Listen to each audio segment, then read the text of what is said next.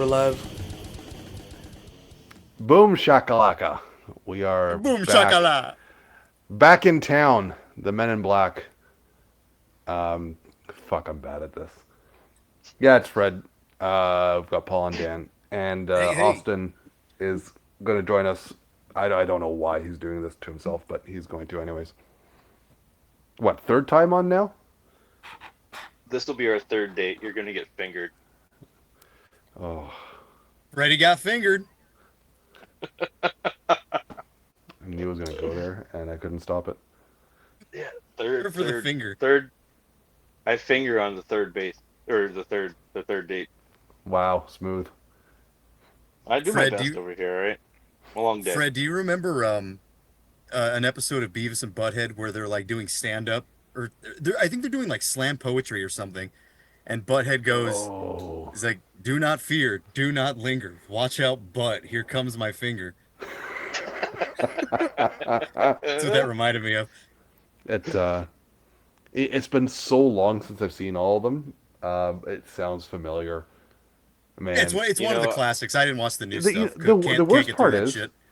the worst part is I haven't seen them on the streaming services, but I know if you ever bought them on DVD back in the day, Yeah. they didn't have the music videos with them. That's half the fun.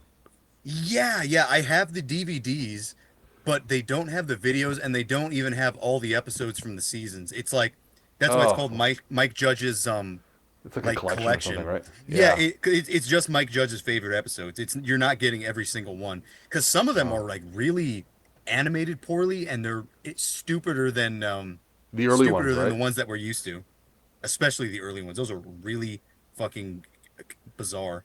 It's always funny to see like the earliest episodes of an animated show and how different they are, like The Simpsons, Beavis and Butthead.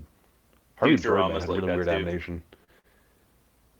Yeah. Futurama 2, but at least Not nearly as bad. Not nearly no, as because they stark. had the predecessor of The Simpsons, right? So they had the animation style nailed down by the time Futurama came out. Sure, But you're not Yeah, but wrong. Futurama was kind of like in 3D, and I actually yeah, like the way it looked. yeah, I know it was a nice looking series. Yeah, it I was think I really actually good. like the earlier Simpsons too, I used to like the tell way it people all the looks. time when I was touring, we'd be in the van and we had like a full size like shitty TV stuffed between the driver's seat and the passenger seat. Nice. And so I always told people I listened to every Futurama episode, but I hadn't seen every Futurama episode because I had to just sit there and listen to it. So it was like an audio book before it was like a fucking cartoon to me. So yeah, we used to watch the shit out of that thing. We're hearing a story about Cataclysm being on tour, and their singer, Fucking hate what's that his thing. name? You hate Cataclysm? Well, the original Yeah. version is awesome. What? Sylvain Yeah, Howd, the singer, was like crashing at somebody's house, and he was just sitting in the living room watching The Simpsons all day long. that's how you do it. And it was weird. He said he was like looking for particular cassettes for his collection. I think he was looking for like the first Assassin album, and I think one of the Holy Terror albums, which is interesting to me. Extreme thrash on cassette. That's what you need. How can you not like sorcery though? I was just So listening to Temple of Knowledge. It was fucking awesome. Yeah, I was Yeah. listening to Sorcery today, actually. I'll be the first to admit that I've not gone through their discography. You just But- need Yeah, those two. yeah. Well, then don't. you can't say shit, boy. Yeah, Take so, that by but the I- mouth shut. I saw Don't go them through the Oh, discography. that live. mouth Just listen to good. sorcery, Temple I of saw Knowledge, them and the early stuff. live. That's all you need. I saw them live before. Yeah, but they Man. haven't been Before I good since heard- like what, 97 or something. Pretty Yeah. much. Yeah, Yeah. their OG singer. That's when after he left. That's when the band is kind of no longer good. Yeah, no, they All moved right, to like this consider- weird consider melodic, it homework. groovy stuff. Nah, not a fan.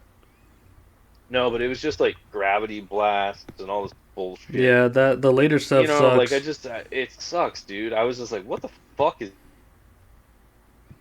Well, yeah, we know Yeah. you're a like super invested death metal guy. You should really check out the first two. Those are the only good ones. Yeah. The first two Cataclysm albums, because they're like mid '90s, but they're really fucking wild, and they Yeah. don't sound anything like the new Cataclysm. Like new Cataclysm has the huge modern production that just stinks. I don't Yeah. know what it is exactly about that production that like kind of takes the soul out of everything. Yeah. You need Yeah, I mean, you modern need sorcery, production. you need book, and then or not book, Temple of Knowledge, You and need book. You need book. book. You need book. You need read. Fred say you need read. Fred, if there's anything you know about me as being a friend, I don't know how to read. He doesn't do books now. Well, Fred also know. Well, Paul and Fred both know I don't know how to read either. Oh, Yeah, you that's guys why have I'm something always in just common. watching television. Do I hear wedding bells? I think you I do, don't Fred. know. I don't Yeah, know how I to think read. so.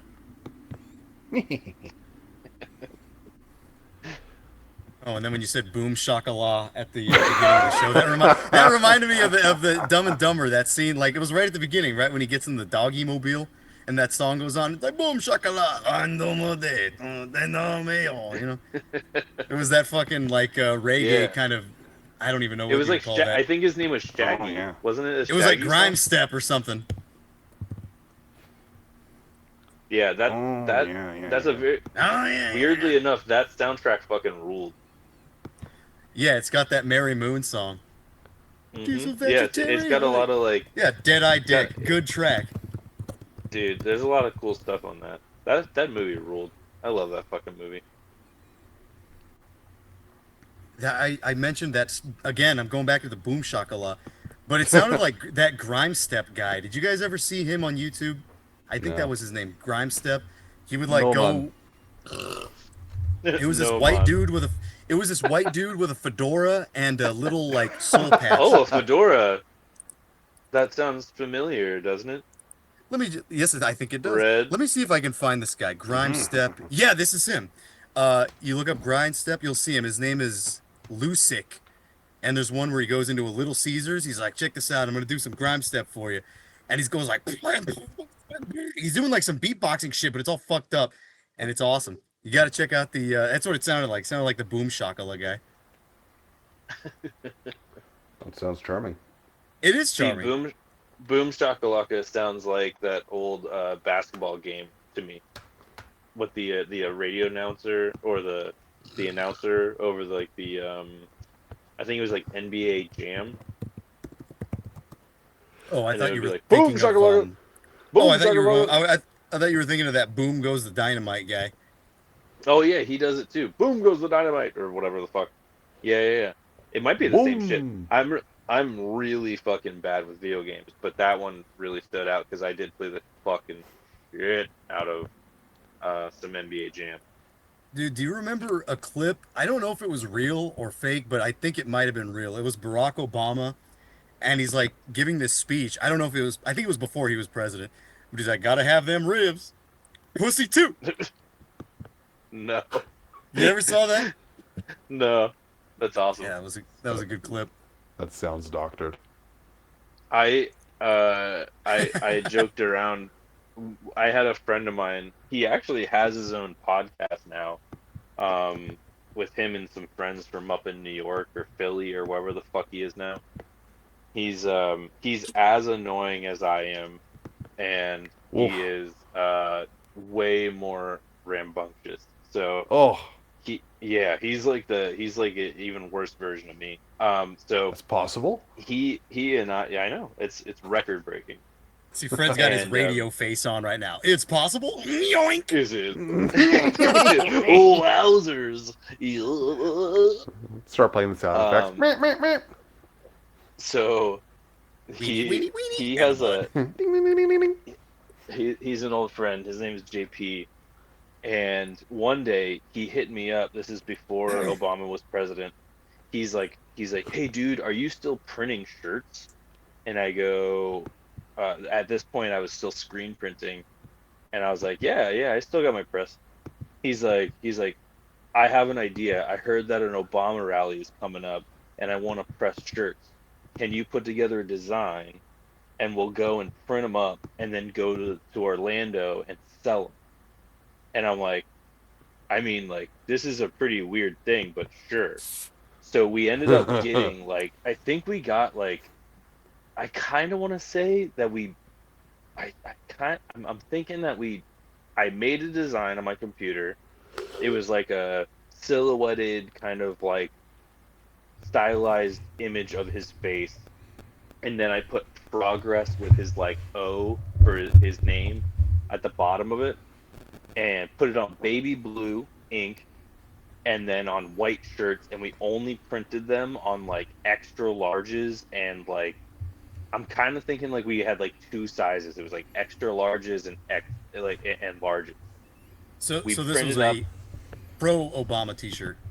yes, a pro Obama T-shirt, Oh, and okay, then okay. we went and sold them at the rally the next day, and then I'm not shitting you, dude. We made like $800. Damn. We were just on the street, had a fucking bundle of them in a bag, and then him and I were out selling them, hawking them. It was ridiculous, dude. So somebody out there has like a 1 of 100 fucking Obama shirt.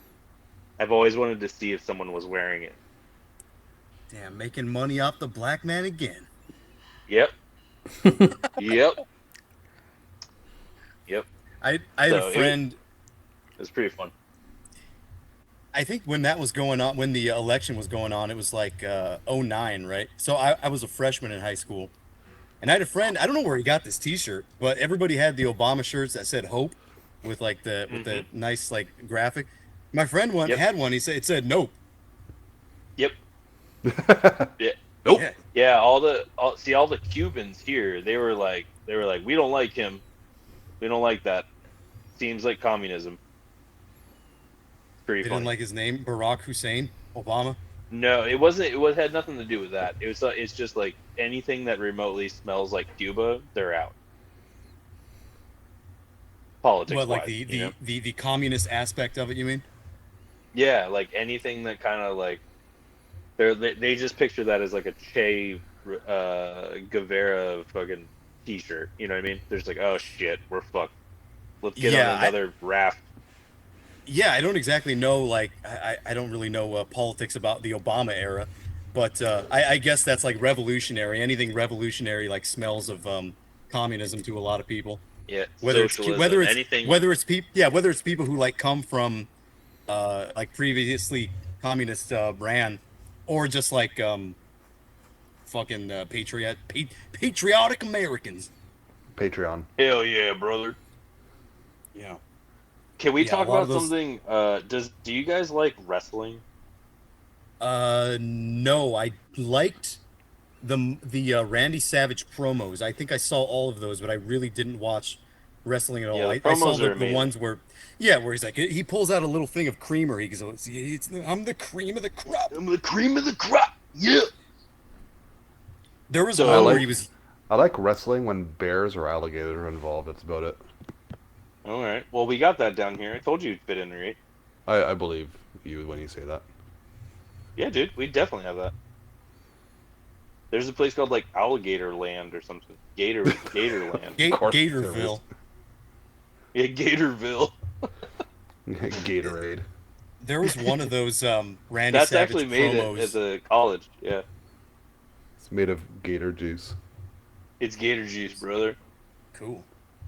Electrolytes and fucking medulla oblongatas. Yeah, the medulla. I think something's wrong with his medulla oblongata. I'd be grumpy too if I had all them teeth and no toothbrush. See, that went over Fred's head. He's not a Adam Sandler Yeah, he's guy. not an Adam I know. Sandler guy. I heard him Fuck chuckling though. I've seen that movie. It just wasn't great. You seen the Water Boy? Oh. It's all right. It's all right. Waterboy was so good, dude. It's like it's always cold. That's what makes it so special. Oh man, I fucking love that movie, dude. I'm a big fan of Adam Sandler, but I also love like any kind of drunk / stoner humor. I think it's my sobriety that makes that happen. I just enjoy it so much, dude. Like Grandma's Boy and shit. Like I love that shit. Yeah, did Adam Sandler have anything to do with that? Because I remember all his buddies were in it, and it was a Happy Madison. It was made by his company. That's all I know. It was all of his crew. Yeah, I remember my dad's friend brought that DVD over, And I remember sitting like in front of the couch, like directly in front of the TV. I was like, this movie's awesome. And there was like the part where Jonah Hill's like sucking on the boobies, and I was like pretty Oh, young at yeah. that point. I was like, awesome. Yeah, he's just randomly. It's like a huge house party, and it's like the after effect, and he's He's just like, yeah, Barry sucked like on his first he's the boobie only for 12 one hours. conscious. He's the only one conscious, and he's been stuck in the same titty for like the entire time. He's It's like, for very funny. 12 hours is what he says. Yeah, yeah. There Yeah, was preposterous. there was one of those Randy Savage promos where he's like kind of arguing with Mean Gene. If you guys remember who Mean Gene is, the bald guy with the little mustache. He was like, what the hell did Savage say to him? Or no, he goes, fucking, what's his name? Mean Gene is like criticizing him a little bit. He goes, your mustache is crooked. He goes, well, your beard is a little lopsided, but I'm not going to dock you for that. Yeah. The You know how to banter give it and back. forth I like between the that. two Your of them. mustache is crooked. Your beard is a little lopsided. Not bad. Dude was a genius. I mean, cocaine's one hell of a drug, but Jesus Christ, he was a genius. You think Savage was Um, actually on drugs, or was he just kind of like, playing it up? I don't know, man. Those guys were all hyped up on some shit, you know. But it's more honestly the reason I brought that up, right? And this kind of goes back to that brutal death metal comment you made earlier. What's with all of the brother talk? Why do all the death metal guys? Why do we talk like I call them gas station brothers? Is when you see somebody in like they see a shirt that they like and they're like, "Oh, what's up, brother? You got like a sick shirt on, brother." And you're like, well, "Don't bro me if you don't know me." Like I don't I've been fucking. I've been calling You know? people brother for a long time, but it was like I've noticed that everyone does the like Hulk Hogan voice, but I'll just say it Yeah, regularly. like- I'll say hello brother or hello brethren. I'll do that. I'm not gonna blow up his spot or anything, but I was listening to an interview, and the interview started off, and I shit you not, because like I don't really like try to doctor up my voice or anything, for a fucking interview or something like this. But like, imagine if I started the conversation with, "Oh, hey, what's up, guys? Hey, what's up? Hey, Fred." I think I know who fucking you're talking jerk." about. It's the guy from Sing And- Suabog, isn't it? No. Like it's a lot of these guys, but those long form interviews, you can only do that so much before it like kind of gives out, They're like, and "Bro, they just turn bro." into normal sounding dudes, and it's fucking hysterical because like no one notices this stuff probably except for my dumbass who's like, why is he talking like that? Why is he trying to sound tough? And then like Because they 3 play hours death metal, later. dude. Yeah, I know. It's like, "Hey, what's up? Yeah, we're the most darkest fucking bullshit you ever heard in your life, brother. We listen to Bolt Thrower, idiot. Yeah, we're fucking. In the words You of don't even know, Carnivore, brother. don't call You me don't your even brother, know. because I ain't your fucking brother. Don't In the bro words me of if you don't Carnivore. know me, brother." I Yeah, love Carnivore. to eat pussy. That wasn't a Carnivore song. I don't remember which one. I think it might have been the song Carnivore. Oh, it's possible. And then they had That's that totally- song I see- Male that's Supremacy. another- That one was pretty That's cool. that's another band I never really fucking cared about. What? Yep. Oh. What Strike- are we doing? strike what, two. what are we doing with him here? Cataclysm. Carnivore. Put it on the list. All right, we're gonna document all this. One more and you're out. I would just say Carnivore. I don't, because Fred and Paul, or what do you like from Carnivore, Fred? Because you seem pretty adamant. You went, what? I mean, they've only got 2 albums, and they're both brilliant. So I like the first one much better. The second one is a little bit too. It's more punk, and I'm not super huge on that. First one I liked a lot though. I actually prefer the second. Really, Yeah, I like It the is- song it's- "World Wars 3 and 4" on the first album. That was really I good. love that they had to like just not even just 3. They had to add number 4 in there as well, just for good Yeah, measure. well, it kind of goes with the song. He goes, Yeah. "Are you ready? Are you sure? Are for World War 4?" It rhymes. It's a whole thing. Are you ready? Will you be World War 3?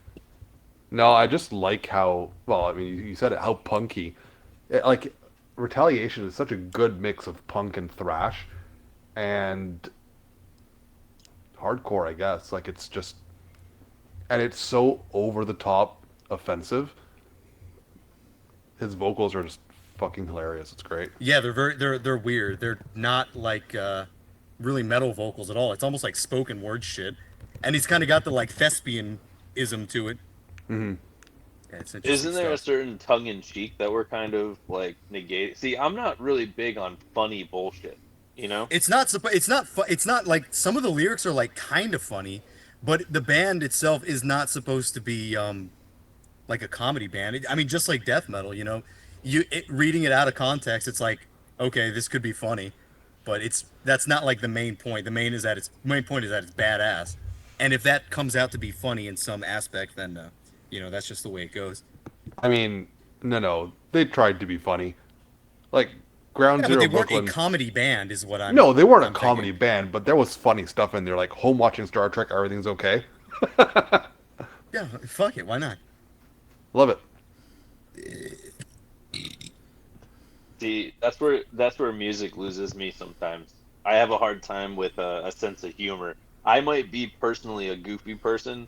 I would say that I'm not even very serious. I mean, fuck, I pretty much like. I mean, Fred can very much back that up. But like when it comes to music and stuff, for some reason, like the introduction of jokes and shit, and like kind of like tongue-in-cheek funny bullshit, always throws me off. Like it's like I came for a good time. I didn't come for that. You know what I mean? Is It's just something there about it. is there I don't any know. example you can think of a band that does that you don't like in particular? Just so I have an idea. One when I was a kid, even I mean, this is like back when I was like a fucking like in fucking middle school, but like No Effects is one of those bands that's fully a joke band. Like they write funny songs and shit. I've never realized that. I haven't listened much to that band, anyways. Yeah, but like all it's punk, so punk has a tongue in cheek, has a kind of element of sort of satire, and I it's feel like the whole genre understandable. of punk is kind of just funny in itself. Well, certain genres of it or the subgenres that are inside of it, yeah. If you go into like the crust elements and you go into like Yeah, the probably not crust. Maybe like yeah, 70s stuff like Flipper and 70s stuff and stuff like yeah. that, that's where it's kind of like it's got a bit, it's a lot more of an edge. But then you get into like the 90s stuff and they're just talking about bullshit. And like every time I go back, I'm like, man, like this just doesn't sit with me well. Like, you know what I mean? It might have been funny back then, but like there's only a few records that I really liked from them when I was a kid, and my favorite ended up being White Trash, Two Heaves, and a Bean. That was always my favorite one. But that's just because it had a song about being lesbian. But That's a like No I said, Effect song. I feel like I've heard that title before. yeah, yeah, it was called Okay. Louise. It's a good song. But this goes into it is just like they're just too like fucking funny. You know what I mean? Like I don't want to be that entertained. You know? Yeah, if you'll Oh, just throw on your Rodney Dangerfield album if you want to laugh. Yeah, dude. I'd rather throw listen on your to No Adam Sandler Respect. album. Yeah, my Adam Sandler LP. Yeah, with the one with the champion, if you remember that, where he's like playing golf. It's like, and the Dude, yeah. champion See, that's flatulates. yeah, like a goat. Fuck me in the goat ass or whatever. Wasn't that one of the songs? I I don't remember that one. Kind of war metal. It was like a fuck me in the goat ass. It was like done in like a Jamaican accent. Hmm. It was great. It's like Cody Goat. Yeah, I think that skit, the champion. I think the champion was actually that older guy who's always in the Adam Sandler movies. Who's like, yeah, well, that fucking dude. Yeah, yeah. I'm in William Maggot. Oh no! Yeah, that dude. He's like, God damn it, shit. He goes, fuck. He's like, I gotta take a shit. Remember that, Paul? Mm-hmm. He's like golfing. He's like, whoop. He farts.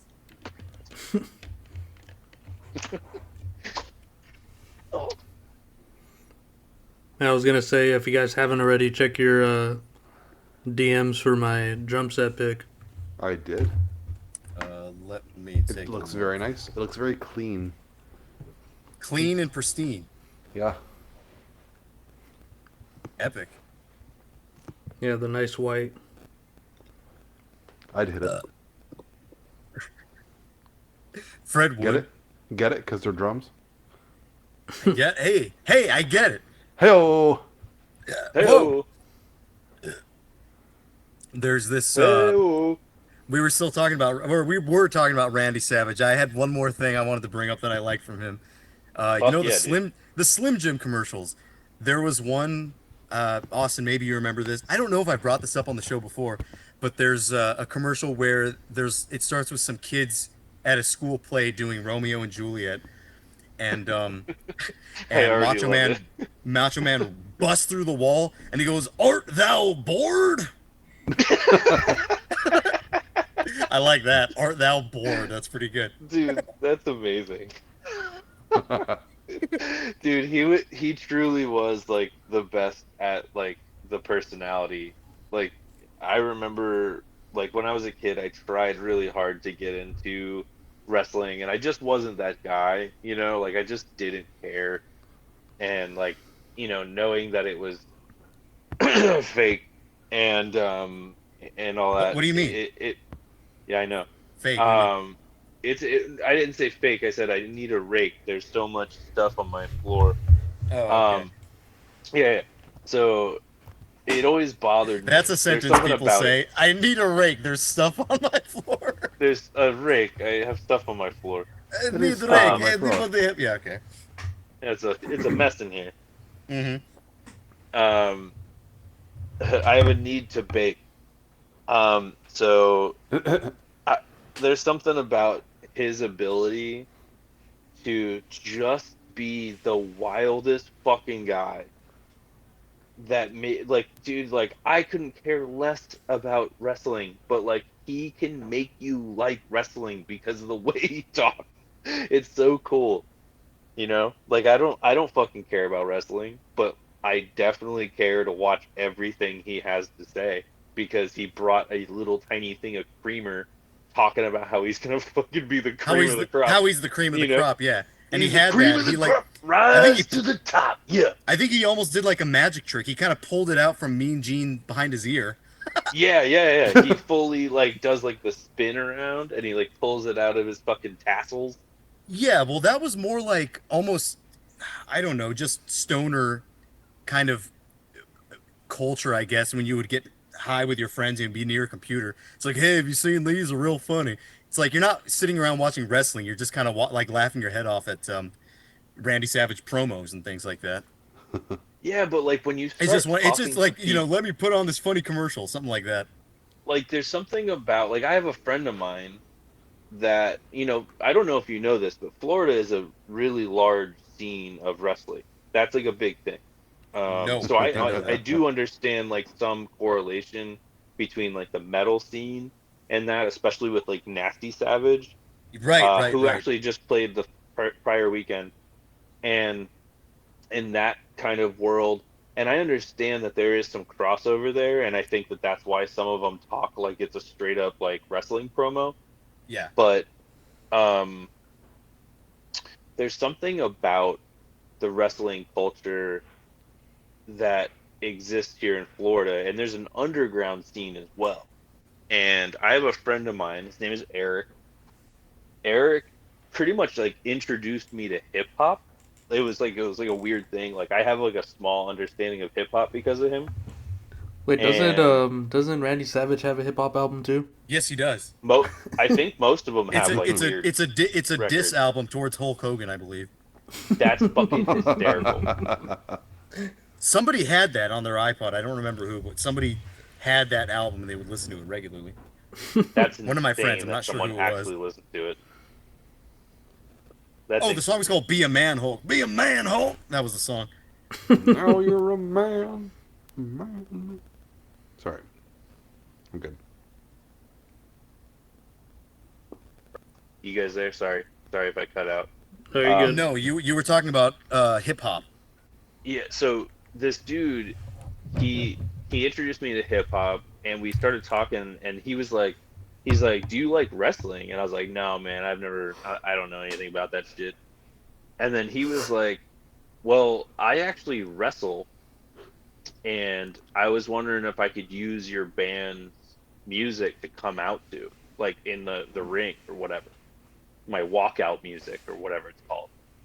And I was like, "Yeah, dude, that's awesome." So I actually have legitimately been a part of like the wrestling scene in some weird way, because he used to walk out to one of my songs, and I never saw it played live. I never saw any video. I never saw any proof of this happening, but he for sure uses it and used it for a really long time. So Yeah. it's just so weird and prevalent around the area. Like all those wrestlers are all from Florida. Like Hulk Hogan lives in my town, or I guess I live in his town. I don't know how you want to phrase It's that. Hulk's town. I just like the way you Um, phrased it first when you said that he came out to your music. Yeah, I was gonna say he came out to my music. Ah. Yeah, fair enough. And it's funny, I caught it and I was like, well, I don't want to offend Fred, you know? Fred, sharp wit as always. Fred is as smart as a fox, you know. The hell accent is that? That was the fox from the Droopy cartoon. He kind of had a British accent, I guess. Oh Man, lord. Droopy's a real underdog character. I love him. Yeah, I was showing my friend that clip with the fox, and then there's this other classic one. You guys might remember this. It's like this bull. Is The he bull. the You remember the elevator bull? guy? No, not the elevator guy. But you know the First bulldog floor in Droopy? menswear. Yeah, not the one where he's like going down, sir. and Yeah, He like keeps going fucking with the. down. Not the one where he like freaks the shit out of the dude in the elevator. No, but it Yeah, was like I love it those. was focusing on that bulldog. I don't know if he has a name, but there's a bulldog in the Droopy cartoons, and he's doing like he's like a what do you even call that in the opera? The fucking he's a conductor, and the somebody from the audience keeps like throwing shit at him, and it like changes the way he's singing and stuff. So they throw a bunch of like bananas and fruits at him, and he like turns into like one of them like Mexican dancer chicks. He's like, what if I do, do, do, do, do?" And then somebody throws a cymbal on top of his head and like starts singing in Chinese. He's like, and then they squirt like ink in his face, and he starts singing like some black dude, and then they like hit him with a boulder. So he's like a short black dude, and he's like, "Hey, dude, out my little old mammy, dude." Oh my So it was God. pretty good. It was funny. This all happens I in love- like a matter of like 5 seconds. I was gonna say they just were like, how do we make him be every race Yeah, quickly. Like they throw in like the the symbol worst on his head, they squirt ink in stereotype his way? face. You know, Yeah, it's funny. it's like insane. What a crazy thing. Yeah, we love Droopy, don't we, folks? Dude, Droopy was the shit, dude. I loved any of those characters that were like real low key. Was funny. was I just realized this. Was Droopy one of the Tex Avery cartoons? Because there was a difference, right, between Looney Tunes and Tex Avery. To be honest, I don't remember. I think Tex Avery was the guy who did like the Home of the Future and like the Cars of the Future, and they would have like You're the movie buff. I don't know. That would be in your court. I think there was one where like he's basically doing a commercial for like all these different types of cars. He's showing you the cars of the future, or the cars of tomorrow, or whatever. And there was one that was like he's like seal high beams, and then some seal comes out of the fucking car or out of the headlight, and they start like barking, and the guy like draws on the paper. He draws a big X. He's like, ugh. No, I don't know that I've seen too many of those. Now that you're If you look up mentioning it like if you that. look up Tex Avery cartoons Yeah. on like Google or something, I'm sure you'll recognize that stuff because it was always on like around the time of like Looney Tunes and shit. He was the guy that would draw all those like, oh, you know what he did that was like super popular? He did the wolf when there's like a burlesque dancer and the wolf's like smacking himself in the head with a fucking hammer Yeah. and shit. That's Tex Avery. Yeah, He did losing his those. mind, like kind of like Yeah. He's like a coyote, and he's fucking his eyes are he's howling and fucking whistling and shit. Yeah. Okay, so Yeah. I guess I was half right. He did do some of his own stuff, and then he also did a little bit of Looney Tunes shit. Like he did a little bit of Bugs Bunny stuff. So he was like a particular artist. Yeah, like, he was a animated. particular artist. Yeah, exactly. Okay. Weird. Huh. I didn't know any particular artist from them, but that would make sense because if he definitely had a certain style then. Because if that was one of his styles, I can picture probably 3 or 4 other examples in my head of like stuff that was similar to that. Yeah, I think he was mainly just Droopy, and like some of these other like off-brand things I think were basically under the Droopy name, but like they had nothing Yeah. to do with him. Which Looney Tune do you think Fred would be? Marvin the Martian. Oh my God! Exactly. Yeah, that's exactly what I was thinking. You literally There's the said, and just for the kaboom. record, There I'm was gonna put supposed this to be an earth-shattering kaboom. I'm not exaggerating. The moment I asked you that, I was like Marvin the Martian. But I will say this, Fred, to your I don't know, to make this a positive, he is my favorite of all of the Looney Tunes. Marvin the Martian I was take my favorite. Marvin the Martian as a compliment. Yeah, you should. I'm You okay fucking with rule. that. Yeah, you're kind of diabolical in a way. I'm very diabolical. It's my middle name. Yeah. I And think you're like I the feel like name, your I name. feel like Austin it's would very- be Foghorn Leghorn. I'll say, boy. It's like something Yeah, I little ooh about a boy who don't play baseball. Yeah. Yeah. I could deal with that. I was gonna say like I'm almost a little stupider though. You know, I don't know how that's possible. I think the buzzard was really stupid. He's like, Yeah, that's kind of more me there. I feel like I actually identify with that buzzard. my favorites are Marvin, Porky, and Daffy. Those are my favorite characters. Yeah. Daffy. Yeah, was there's something good. funny about Porky. He's just hilarious. I didn't like him when I was a kid. I don't know why. Just wasn't a fan. Who was your go-to Looney Tune? That's a real question. Who was yours? Growing up, Bugs Bunny. Yeah. Bugs. Yeah. Yeah, like he got into all the crazy shit. Like any of the episodes, like especially the episodes where he was like back in time in like medieval ages or whatever. Sure. Those are great. Second place will probably go to Roadrunner and Wile E. Coyote. Yosemite Sam's pretty dank too. Yeah, he is. Especially the My, episode where he's hunting Bugs Bunny, Dude, which is like every episode. really. Yosemite Sam is a great character, but he is legitimately like the when I'm making fun of my boss, he's actually the guy that I actually point to because he's like rough. He kind of sounds like shit all the time. He sounds like this. He's grumpy and like he might as well have 2 pistols and he's shooting them up in the air and he's like he doesn't have any authority. You know, it's great. He doesn't Yeah. have any authority. Yeah, he has none. Yeah. Fuck great.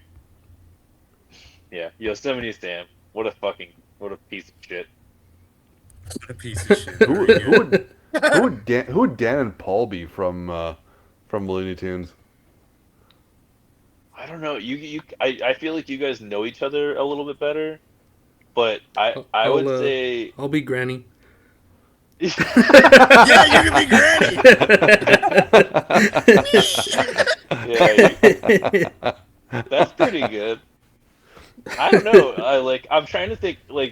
Sylvester. I can for some reason Sylvester comes to mind for Dan. Yeah, I could be Sylvester. That'd be fun. Yeah, I Yeah. can see that. It's a You know Mel what I mean? Blanc. Well, Mel Blanc did all the fucking voices, but yeah, I could do Yeah, that.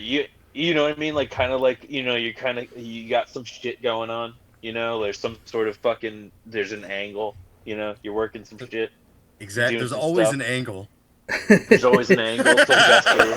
Fucking, I don't know. There's just Nobody something rides about for him. free. You're sketchy AF. That's true. Nobody knows exactly what I'm up to. Yeah. Sylvester had Sylvester definitely had like some shit going on, but like it's weird and shitty that he like, as well put together as he was, he for some reason just he was a low performer, and I don't think you're that. So that's the only reason I hold back. I go, I think he's got something going on here. There was a great line that Tweety said when like he fell off the telephone pole. He goes, "Aw, poor kitty, fall down, go." Boop. Well, this is more Mel Blanc yelling, and that's we like that. I showed. Turn out those lights. What was Mel Blanc the voice for all of the Looney Tunes for most of them? Yeah, he was the one that did all the voices. So he was in for some reason on Instagram I got fed a reel that was from Johnny Carson and him doing an interview, and I had my headphones in and I was listening to something, and that popped up, and he started doing like Bugs and Daffy and all that shit, and so I plugged it in. I showed my daughter, my oldest daughter. I go, "Hey, look at this guy," and it's like these two old men, talking in like a old TV show, and she can't hear anything, and I put my headphone in her ear, and she goes, "Oh my god," because he's talking like doing the Bugs impression and stuff. But it was super cool. Like it was a really neat little thing. But dude, man, those are pretty classic. It's hard to fuck with those. Animaniacs came pretty close to that, I think. That was pretty I was funny. a big fan of Animaniacs. I watched it a little as a kid. I heard a lot of people really hate that show though, which is It was annoying. I don't it was know like that it's purposely surprising. annoying. It was supposed to be annoying. Yeah. Yeah, it was supposed to be sort of like a bit too intense, Yeah, I think Animaniacs was on around the same time as Tiny Toons. Maybe that was like what, late '90s or something. I think Tiny Yeah, Toons came a 'cause bit But I later. don't think was anybody like- remembers Tiny Toons. I remember I Tiny remember Toons. Tiny Toons. You do? Yeah, I watched Fuck the yeah. shit out of that. Yeah. Buster and Babs. They're great. Yeah, dude. Yeah, it was good. It was really good. It was actually surprisingly good. It always felt like it was going to be like a little kid show, Yeah. but it was actually more adult. It wasn't like that. I saw something about like a fan who was writing letters back in the day to the woman who did the voice for Babs Bunny, and he was like straight up stalking her and threatening her. Scary. Like it seems like stuff like that would happen more often now because everyone's connected. But it seemed to happen back then when only like letters were available. Say like the Bjork stalker or something like that, where he was going to send her like some kind of bomb. Well, that's not There- stalking. That's just outright killing. There was a place Back in the day, that was around the this guy's corner. stalking me. He sent me 5 letters in a year. There was a place that was around the corner that a friend of mine's wife worked at. She worked at a phone sex. She wasn't one of the operators, but she was on the quality control side, so she was listening to all the calls. and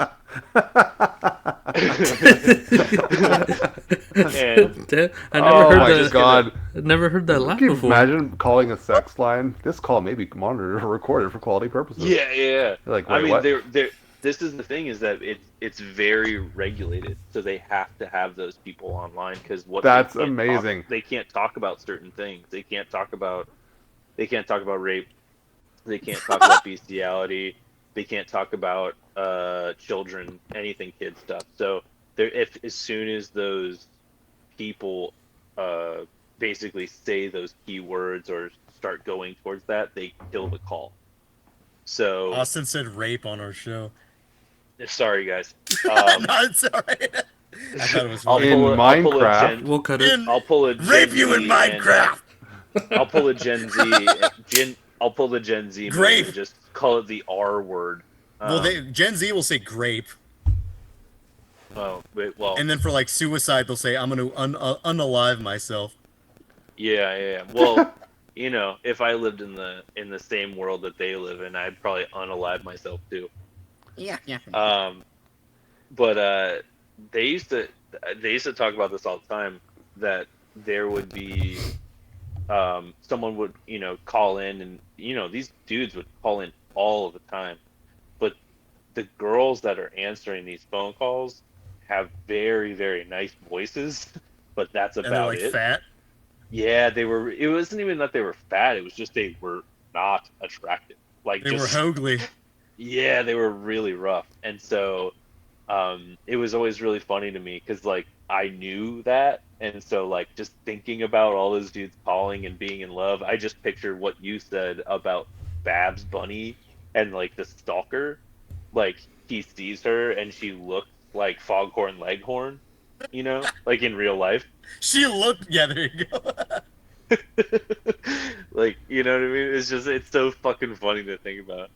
Well, you would see that a lot on like TV shows like what would you like a fucking what would you even call that? Like a trope. It's like somebody be on the phone with a sex worker or like phone sex worker, and it'd be like some Yeah. fat old lady like at her house like in a moo and shit. Yeah, dude. I mean, like, it's pretty real. I mean, a sexy voice is a sexy voice, Yeah, I'm they just can still turn it stuck off and on turn the. it on at will. I'm just still stuck on the quality control. Dude, it's hard to believe, but it's true. They have one person on every call, and they had Natasha, like I think that We they need had to like talk 10. about your call. Yeah. Hey, hey Trish. I really need you to back off of the anal. Look, look. Never heard that you had one a- you had before a either. choice- You had a Did choice he to say upsell here, but chinchilla? you didn't. Cut the call. No gerbil play. Come on. No gerbils. Richard Gere isn't here anymore. No kids, no animals. No kid animals. No children That's true. animals. Yeah. Did you guys ever see? Did any of you guys ever see Cheech and Chong's Up in Smoke, the first one? Fuck no, yeah. Hmm. no. There was a scene in there where like they're in Come on, Fred. the police station, and You didn't see it either. fucking Cheech is like using the what do you call it? He's using like the radio to talk to the other cops, and he's like kind of fucking around. He goes, and I'm gonna take off your bra, and then I'm gonna take off your shoe. Whoo, whoo. That was funny. He's like peeing. Dude, that movie is fucking pretty amazing. Pretty There was amazing. there was another scene get- from or go ahead. No, the one that always like dude, it might even be the wrong one, but I feel like it's the right one. But when he's talking about, I love like nicknames for drugs. I don't know what it is, but like I get a kick out of all the names for different kinds of like weed and shit. And he's talking about like how he grew his weed, and like he's going through it was like, "This is California Sesamia, man. Like it's fucking good, man. It's got," and he goes through all the things, and he's like, "And it's part Labrador." And he's like, "What?" And he goes, "Yeah, man. Yeah, fucking dog fucking ate my stash, and I carried him around for like a week before he like fully passed it." He's like, "Is this dog shit, bro?" And he's just, he fucking, You mean we're Oh my smoking God, dog dude. shit, man? you been smoking dog shit? Dude, it's so good. I like in Ted where he's like naming the strains of weed. He's like, okay, don't panic. Oh no, gorilla panic, and I forget what else. Gorilla panic. It's like all these strains I gotta think about, but yeah, Dude, it's funny. I had a guy that used to smoke tons of weed that I worked with, and we were like, I was basically he was my lead, and I was his assistant. And when he would tell me about like all of this crazy weed names and shit, and I would die, dude. It is so fucking funny. All of the names for everything. Okay. It used to Skywalker kill OG. me, dude. I found Yeah. the ones they used. It was the other one was mind rape, and then and then the funniest one was this is permanent. Oh, and then they're coming. That's fucking funny. This is permanent. This is permanent. Yeah, Gorilla Panic. That's amazing, dude. Yeah, that Do you was- remember bringing it fully back? Do you remember the Grandma's Boy one? And he's like, this one's called a Frankenstein because after you smoke this, you walk around like Frankenstein. Ugh. Or he's explaining one of them. He's like, "This one makes you feel like you turn into a deer." And the old lady, when she shows up, she goes, "If I knew you were bringing guests, I would have trimmed my antlers." Dude, his name was Dante. The drug dealer's name was Dante, just for the Yeah. record. Apparently, that guy was like, he would fucking berate people like hotel staff and shit, and like say the N word and all kinds of stuff. And I think my God. Adam Sandler like stopped him from being in any of the movies because he was such an asshole to people. But there's something about that that's fucking funny, imagining him saying all these things because he has that voice. He definitely has that. Hey, voice. dude. Hey, dude. You know who I Yeah. fucking am, dude? This is called death. If you smoke this shit, you think you died, bro. I'm way too stoned to drive to the devil's house. Dude, the monkey knows karate, bro. He gets a monkey We and then he taught gets an the elephant. monkey kung fu.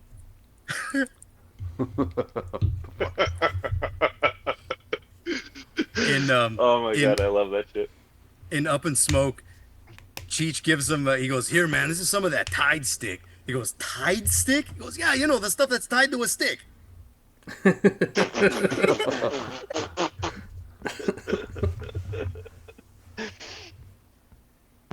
God damn it. Yeah. Anyways, I love how was pothead culture. Yeah, Fred, is there any weed strains in Monty Python? Didn't think so. Ooh, Ooh. that's how you know culture. It's like, hey, where's the weed jokes, dude? They didn't. I haven't they heard didn't them need make it. a single joke about this. What's your rebuttal, Fred? I said they didn't need it. True. I love Monty Python, dude. They were Yeah, better right. on the drugs. What's your favorite Monty Python? Let's go with the Movie? movies because there's so many shows. Yeah. Yeah, I have a favorite show. I do have a favorite sketch from whatever, but my favorite movie is probably. I mean, it's kind of hard to beat the Holy Grail, but Life of Brian is actually my favorite. That's a good one. That's the one where they're all singing on the crucifixes at the end. I like that. Yeah, Always look on the always bright look, side of life. Life is really shit when you look at it.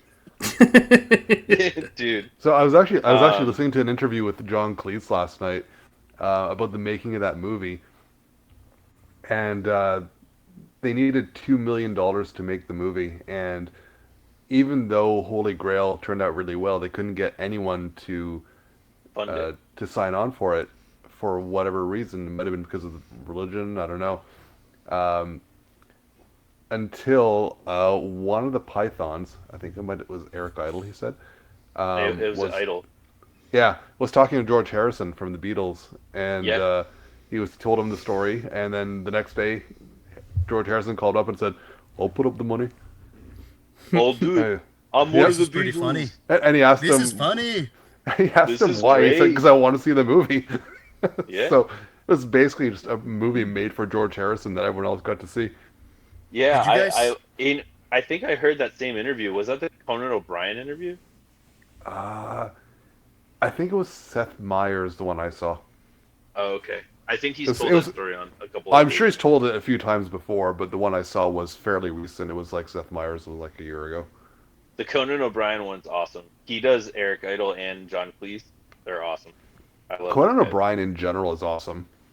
Yeah, Is his Eric his Idle still podcast is alive? great. They're all Yeah, still he alive is. except for They're Graham all Chapman. still alive. I haven't seen him in anything really. I don't think.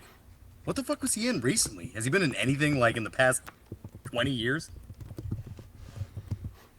I know he's touring, doing stand-up or shows or something, but I don't know if he's actually been in any, like, Are you talking about Cleese or are you talking about Idle? I'm talking about Idol. He was the guy with the like skinny face, right? Yeah. He was the Okay, yeah, that's exactly who I'm thinking of. I can't All think of right. anything he's been in. So how about this, Fred?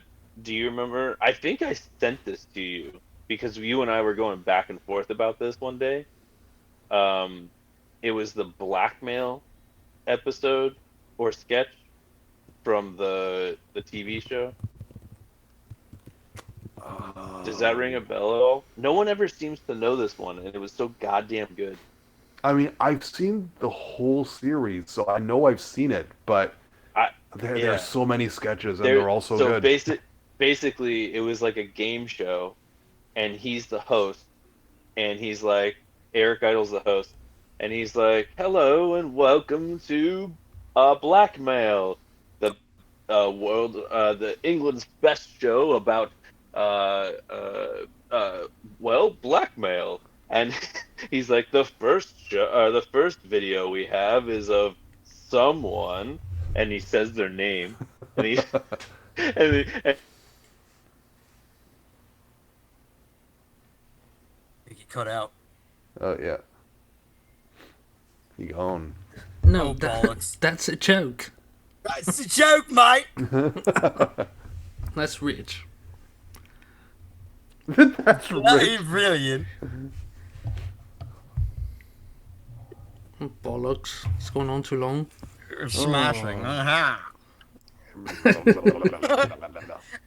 Yeah, brah. Darwin? Yeah, Darwin. Darwin. See, Eliza. Yeah, he had a British accent too. All right, we got Austin back. I'm back. Sorry about that. Hey. Sorry. I don't know where I left off, but yeah. They had a video of someone. You said their name, or there was a name. Oh and yeah. then- So they just held people to these videos, and the fucking video would go and start playing. They would, blur out their faces or whatever, and it would proceed to. They would be like, "Send your money to," and it would cut to a blank screen with like typewriter font, and it would say like, "Go to the bottom floor of the basement floor of this building in downtown, blah blah blah, block E. Leave a bag of money on a pipe," and it was like, it was preposterous. Sorry. Dude, No, that was there's goddamn. there's so many good sketches in that, and I mean, there's the famous ones like the Spanish Inquisition and the Ministry of Silly Walks. One of my favorite ones, just because it was so short and so fucking stupid, and I laughed so hard. Um, Two of them are in like these jungle explorer outfits, like the kind they wore back in the 1920s when they're like going into Africa. Um, Safari and outfit. yeah, exactly.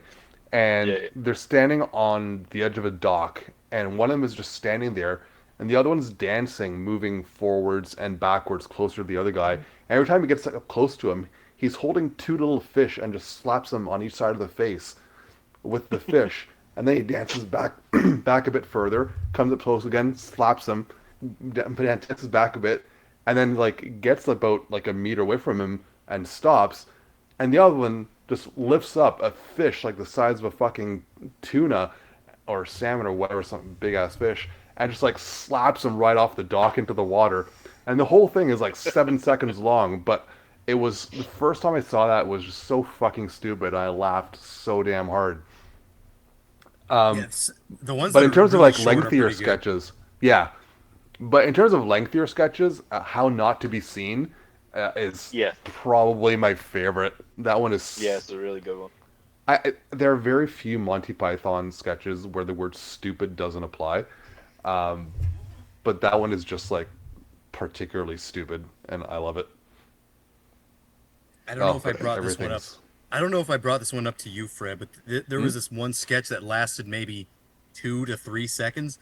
It's like a mad scientist in a lab, and he's got like the tall hair and a lab coat, and he has a saw in his hand and like a human arm in one hand, and he's got these glasses with these like bulging eyeballs, and he turns to the camera and he goes, "Good evening," and that's like the whole sketch. I thought that was funny. Yeah, no, those are great. Or one where the guy's like playing piano like a madman, and then it zooms out and he's naked, and you see his like ass crack on the piano bench, and he looks back at the camera smiling, and that's the whole thing. You're like, what the fuck is this? I was looking up Eric Idle, what he's been in, and I'm looking at this movie from '98. It's called Quest for Camelot. And if you look at what that is, it's like these two blue dragons. For whatever reason, I feel like I've seen that. But it's from '98, so I was like probably, I don't know, like a 5-year-old or something. Oh god. Quest for Camelot. And then I guess he was also in National Lampoon's European Vacation. I do remember him in that movie. He was the guy that keeps getting hurt. Like Chevy Chase keeps like running him over and shit. He goes, "No, it's okay. It's all right." He's like the super polite European. I guess that's a trope or something. It's like, "No, it's all right." He like keeps getting fucked up and he's all crippled at the end. My kid's been watching Casper a lot, and he's actually in that. Oh yeah, yeah, yeah. really? I see him in that too. I don't remember if I've Um, seen Casper. If I have, it's been like 25 years or something. Something that I think that goes by the wayside that never gets kind of brought up about Monty Python, that I know that Fred probably would appreciate this too, because he's a bit of an art hound, but their art was always amazing. The animations and stuff, Yes. Yeah, and those were cool. it's definitely something Especially that, in like, Holy Grail. Holy Grail, obviously, but like it was all throughout the TV show, and like Yep. the more you watch of the TV show, the more you see of that, and it's so much more prevalent. Mhm. And so like those like I've always liked collage art. I still do collage art.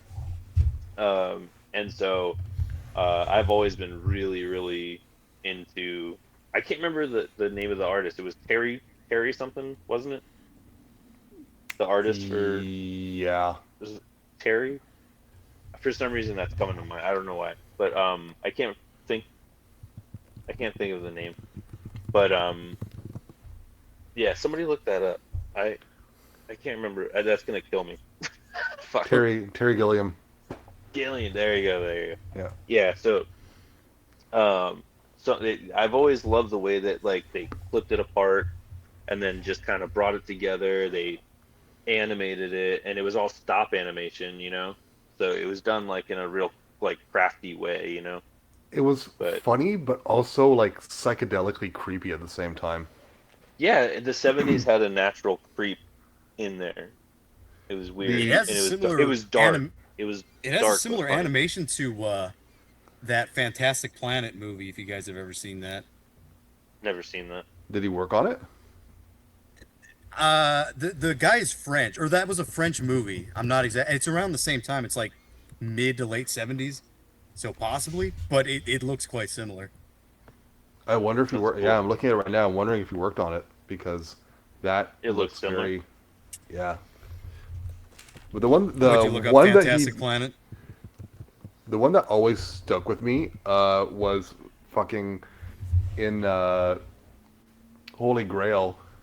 After they announced the movie or whatever, the angels just like bend over forwards and stick the trumpet in their asses and play the Yeah. trumpet through.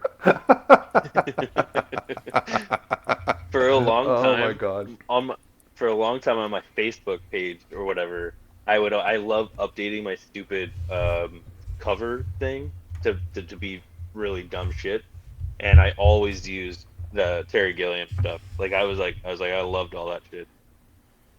You know what I liked about Holy Grail too is, as stupid as a movie as it is, I feel like its representation of the Middle Ages is probably more accurate than a lot of other movies. Like it wasn't glorified. Like literally that scene where the peasants are just like mucking around in the shit. It's just like, Oh, like in the field, yeah, when the help I'm being oppressed. they're just yeah. Yeah, Look, the look, people look. working in the field, like the depiction of the plague, the witch hunts, like comedy aside, I feel like they're more accurate than most glamorized movies. Like, Possible. You're the one that listens to Dungeons since like a fucking dweeb. yeah, no, and it fits perfectly. You can watch Monty Python with like Mortis just layered over it, and it's fine. That's It like really puts you in the atmosphere. Yeah, It's like watching. That's actually what he's been watching the entire time for influence. I've never actually heard the people talking in Holy Grail. Just Mortis playing over it. And he was still laughing. Yeah. Holy That Grail. scene from Cheech and Chong I was talking about, where he's like, take off your shoe. Woo woo. It reminded me of. Do you guys remember a show called Two Stupid Dogs that was on Cartoon Network a long time ago? Kind of, but not. It really rings a bell, the name, but I never watched it. It was like mid '90s Cartoon Network. I guess the golden age of Cartoon Network. There was a scene there where the dogs are at a strip club with like older guys, and this lady like takes off her bra and throws it, and then the dog goes, the shoe, take off the shoe, and she takes it off, and he like falls back, goes woo. Yeah, something about the foot fetish never fails, I guess. It's a solid bet that it's going to be. Yeah, it funny, is a solid and bit. The shoe, always the I shoe. think it's a solid bit, dude. Take off your shoe. Look at these depraved, stupid dogs. Yeah, we didn't get into. We just had a holiday. How was your guys' Thanksgiving? Did anything cool happen? Wait, Fred, do you have Thanksgiving? Yeah, it's No. fucking October like a normal person. In fucking October, eh? Commies don't celebrate Thanksgiving. Canadians are commies. Everybody knows that now. Yeah, clearly. They just Mine make was do. good. Mine was good. I ate a shitload of food, dude. Did you drink? One of the best. What's up? So did you drink? I actually don't drink. I don't do anything. I'm a sober Oh, guy. damn. Boring. I mean, He's it a would probably drinker. help me. Eating's just as good. I'm way better at it. I was telling people my in-laws. I went over to my in-laws' house and they cook amazing. They're seriously great cooks, and so this was actually the best Thanksgiving meal I've probably had in probably 20 years. It was amazing. It's really good. Now you know where you're going for the rest of your life, huh? Yeah, well, I mean, I'm there anyways. Yeah. I'm roped in, dude. I'm roped in. Once you have kids, they determine everything. Yeah, This- the post Thanksgiving was pretty fun with Kyle making all his black metal sounds. Oh yeah. Yeah, I got the Neighbors were like flashing their lights into the trees to like tell us to shut up. yeah, we got what was it called? The That college. was actually just me. I'm just super I go out on a limb to try and shut down any black metal project. No, it wasn't a project going on, and we were just kind of hanging out around the fire. You guys are listening And, to Horn. Yeah, we were listening to Horn, and Kyle's like, he was doing his fucking like mutilation vocals. Be everybody like that. As you can see, Austin is still pretending not to like black metal. I've started putting together a list for you guys, just so you know. All right. Well, what is actually on that list? Of stuff to Well, I check can't out give or it stuff up you now. like? No, I can't give it up now. I can't. Not I yet. got- I When are gotta- you going to give up this list? where I want to have like next time I come on, I want to have a cool show just dedicated to here's bands that aren't a black metal band that are actually black metal bands, but I don't think they're black metal because they're good. Next time is rather presumptuous. For real? Well, you guys are at what's the episode? We're at what 80 85. This is 85 right now. We're on 85. Jesus Christ. So- Last episode. I mean, let's be real. None of you thought you were going to get past 5. I don't. We didn't- yeah, we didn't get past we didn't negative think we one. were going to get episode 1. Episode 1 took like 3 tries. The lost episodes. yeah, Yeah, there was. we're dealing with my new echoes, but before it was like the laptop would die, or like Fred sounded like a mouse, and then what was the other one? The just corrupted file. Yeah. it is a Or pain the in one, ass. There's a lot to go wrong. with who was on when you just didn't record the whole thing? Just fucking like an hour Oh, later. the The black black metal metal guy. guy. Black metal guy. That That's yeah, it, dude, yeah. that bummed me out so bad. I was like, ah. And I remember I got drunk that night, and then like the end of the night, I was just like, I want to kill myself. In Minecraft. Yeah, right. In Minecraft, I want to kill myself No, because you the would episode unalive got yourself, dude. deleted. But yeah, it was kind of a fun weekend too. I got to see a bunch of '90s bands on Oh Saturday. yeah, you saw the supersets. We saw the supersets. So it was Pessimist, Massacre, Nice. Terrorizer, and Sadistic Intent. So They that was just pretty played dank. the weekend here. We just played a Who? show All those guys? last weekend. Yeah, Pessimist. Oh, okay. Yeah, because I Yeah. know they're like an old '90s band, but I've really never checked out their shit too much. I like their first one. The first one, I don't remember what it's called. It's the blue one. It's like it's got like a kind of just like a graveyard on the front, Yeah, there logo on wasn't top of it. there wasn't a whole lot of people like to see their set. Like the pit wasn't going crazy. There was maybe like 4 or 5 people, kind of just the slow starter pit. And I'm standing at the edge with my beer, and some kid knocks into me, and the beer kind of soaks my hand, and it goes all over this guy next to me, and he gets mad and like attacks the mosher.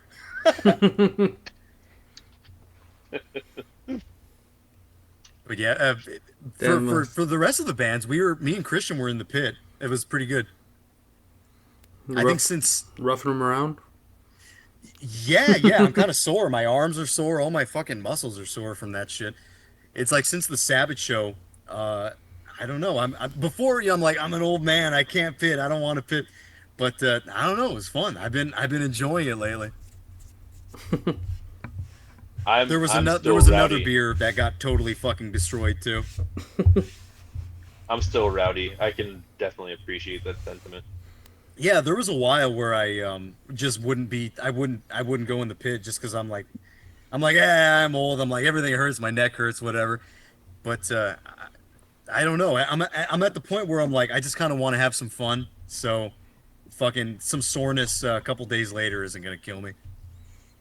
My uncle hit me up recently, and he's big into like prog metal and prog rock and basically anything that's remotely progressive stuff. What up, Unc? And what's up? I said, what up, Unc? Yeah, what up, Hunt? But him and I kind of bond on music, and so he hit me up and he's like, so I want to let you know that I'm listening to a death metal record right now. And I go, shut the fuck up. He goes, I want you to guess who I'm listening to. Deathclaw. And I was thinking, I was like, oh, well, maybe there's a new Opeth record. Are you just listening to a new Opeth? And he's like, nope. I was like, all right, well. And My I guess thought is about it. Cynic. No, well, he actually likes Cynic. Okay. And I was like, I don't know, because I don't really listen to a lot of prog shit. And so I was like, I don't know. What are you listening to that's a death metal record? And he goes, Blood Incantation? Oh. And I go, oh yeah, that I guess makes sense. That lines up. I was like, all right. I was like, well, look at you. I was like, that's cool. I mean, they used to be much more significant death metal band than they were into like this stuff they're doing now. And so he's like, hey, in like 2 weeks they're coming to Florida, and I think they're playing Tampa. You want to go? And I was like, yeah. If you're going to this show, yeah, we're gonna go. And so he bought a ticket for us, and we ended up going the other night. It was like I guess it's a week and a half, 2 weeks ago now. And no, actually, I take that back. It was like the prior week, and they were the only band on the show except for some girl. I'm trying to remember the name of the band that it was, but she basically had an amplifier delay and like a guitar, and she was like basically playing like extremely somber.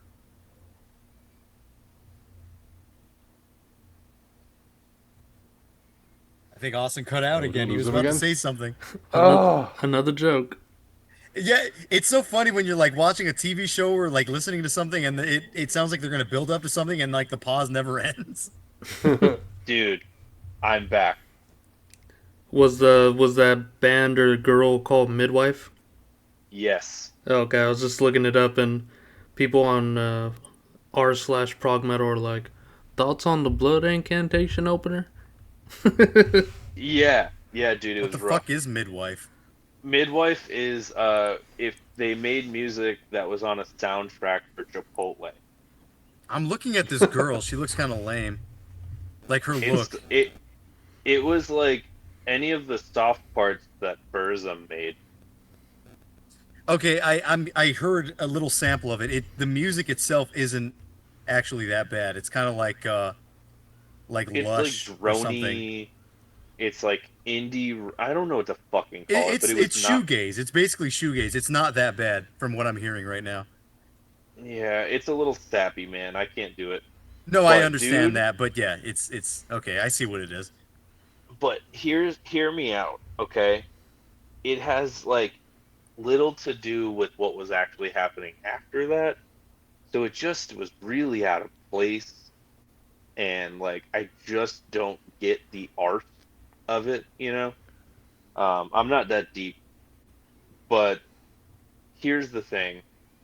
Going to Blood Incantation with them as the only band on the show was pretty wild. And I can't express to you how long I watched people buy merchandise. It was like a fucking Disney ride. It was insane, dude. They turned over every single person at the show, and it was like a Tuesday. There was maybe like, I don't know, maybe 150 people there, and I just watched them like take everyone's money. It was fucking incredible to watch. Do you And like then Blood they played. Incantation? How was that? I mean, I'll say this. I really, really, really like watching them play live. I've always said that I'm not a big fan of theirs, but I really like watching them live. They're incredibly good musicians. Um, and, you know, any good band live is good. You know, that's kind of the rule. So I know that they have a lot of credibility. I like other projects that they do and are affiliated with way more. Like the new, you know, I really enjoyed the new Spectral Voice. New Spectral Voice is fucking really good. I love the art like that they chose for it. I love like the project itself. I was not in love with that first LP they did, but the demo was good. So I just like, you know, there's certain things I'm a little critical of, but this new one's really really good. Um, but you know, I like his peripheral project. You know, I don't really like his thing. So I feel like people who hate Blood Incantation hate it too much, and the people who love Blood Incantation love it too much. Like yeah, yeah, I yeah. They're listen to definitely anything like they've done, and I'm like, it, controversial almost. it's good. I enjoy it. I'm not gonna go gaga over it like some people are, but I'm also not gonna say it fucking sucks like other people do. Like I find people are just a bit too polarized with it, just because it's very reactionary, right? Fred, Like pick Yeah, a Fred, there are pick a so many side. people who love so many things, who just like are head over heels for Consider this Fred. band, and everyone else is just like recoils from that and just says that they hate them more than anything. I'm like, you guys need to chill. Like it's not that bad and it's not that good. They were always sort of hated from the beginning, and I think all the choices they've made, and plus some of the things that they've said in like social media posts and interviews, I think everything that they've sort of like coming into their own has made them even more hated than they were in the beginning. If You that know, makes sense. whatever they do or say will never take away from just how fucking good Necrotic Doom is. That's such a good what is it, demo EP? I like don't know. Necrotic Doom. That was Oh, a it's good one. so good. I have a It's pin so on good. my chef plushie. Spectral voice. Yeah, Spectral Voice is definitely like I I I know that Fred, you probably have not listened to anything this year. Um, Is that but true? Like two or three? oh, that many, huh? Yeah, Where do you find the time? Um, I really don't. so you don't make the time is more like it. Yeah. Um, I have other shit to get. Um, but no, the new one's pretty good. And I think it's actually more close to how I always envisioned that band to sound and be. Um, so the new one's, I think, the best of their stuff first. So Okay. Well, yeah, Fred's too did busy you listening to the Covenant animatronic. that I used to have that album. It's not bad. It has some moments, but I mean the key word that sentence was used to. Two pass. keywords. The tense is important. Yes. Yeah, but no, I think that Fred, to go back to this, I think you would like the new one better too, because it's Hmm. actually a pretty wholesome black metal influence that's Is it kind of oozing through the whole thing. is it closer to Necrotic Doom than Quarters of Unbeing was? By that you mean sound wise, or do you mean production or writing? I guess I mean sound wise, because well, production a bit too, but songwriting wise, Necrotic Doom was it was how would you say it was really close to Funeral Doom actually. It Yeah, was like really like actually like Funeral Doom quite a bit. So I think it's way closer to that. But it's like the okay. grown up like if let's say this, if they wrote the demo and then wrote the new one instead of that one that came after it, I definitely think that it would have been like a stunner first LP. You know what I mean? Like an Okay. immediate classic. But because it was a second, it was like, all right, whatever. All right. I'll check it out. I got their split with Undergang from last year. That was pretty good. So That was good too. Yeah, yeah. Both on of those both songs bands were good. actually. Yeah, Um, both bands killed it on there. all right, I'll check it out. I've wanted Yeah, to. Like the cover's really cool. yeah. The art's That's a awesome. it's not even art. That's a photograph. That's a sculpture that they got Yeah, made for the cover. It's really yeah. cool. That was actually the direction I wanted to go for our next record too. So I'm kind of like, I kind of wanted to go that route But because I like speaking that kind of of stuff. Funeral Doom, I picked up a CD today from a secondhand store on my lunch because I could. You might like this one. It's a Dutch band. No, not Dutch. Belgian. I'm gonna butcher the pronunciation of their name, but it's Dwailicht. So Dwaellicht. And it's Death Doom closer to I Funeral want you, Doom. I want you to dry lick my balls. Yeah, yeah, you would. But you'd probably like this one. It's like somewhere between Skepticism and Mournful Congregation, I guess. Okay. All right. Send that shit to me. You know the rules. Done. You have to actually Done. listen to it though because it came out after '93. So It's homework now. do If it's it. pre 93, you know it gets inside the gates real quick. Yeah, I know. Yep. Dork. Fred, I still Whatever, have a dude. I little have my bit of standards. the. I still You have a did the little what bit and of the the. who? What? Huh? Huh? I was What? gonna say, Fred. I still have a little bit of the chicken wing flavored chips here. Oh, nice. I have my exotic Lay's collection. Hot, Yeah, chicken where are you wing, getting them from? 7-Eleven. Oh, nice. I Yeah, like if that you go in you're the back, if you go expanding in Have the your you ever back, had horizons a Rap bit. Snacks, dude? ever had what? Rap Snacks? Yeah, well, I had the cup of noodles wrap snacks. Oh shit! I didn't know they Yeah, did they that. had like a noodle flavored whatever. I don't know what flavor it was, cheese or something. That's wild. What a great I didn't idea. I didn't know there were other wrap snacks. I've seen those. I forget what the brand is. It's or like who the artist is supporting it.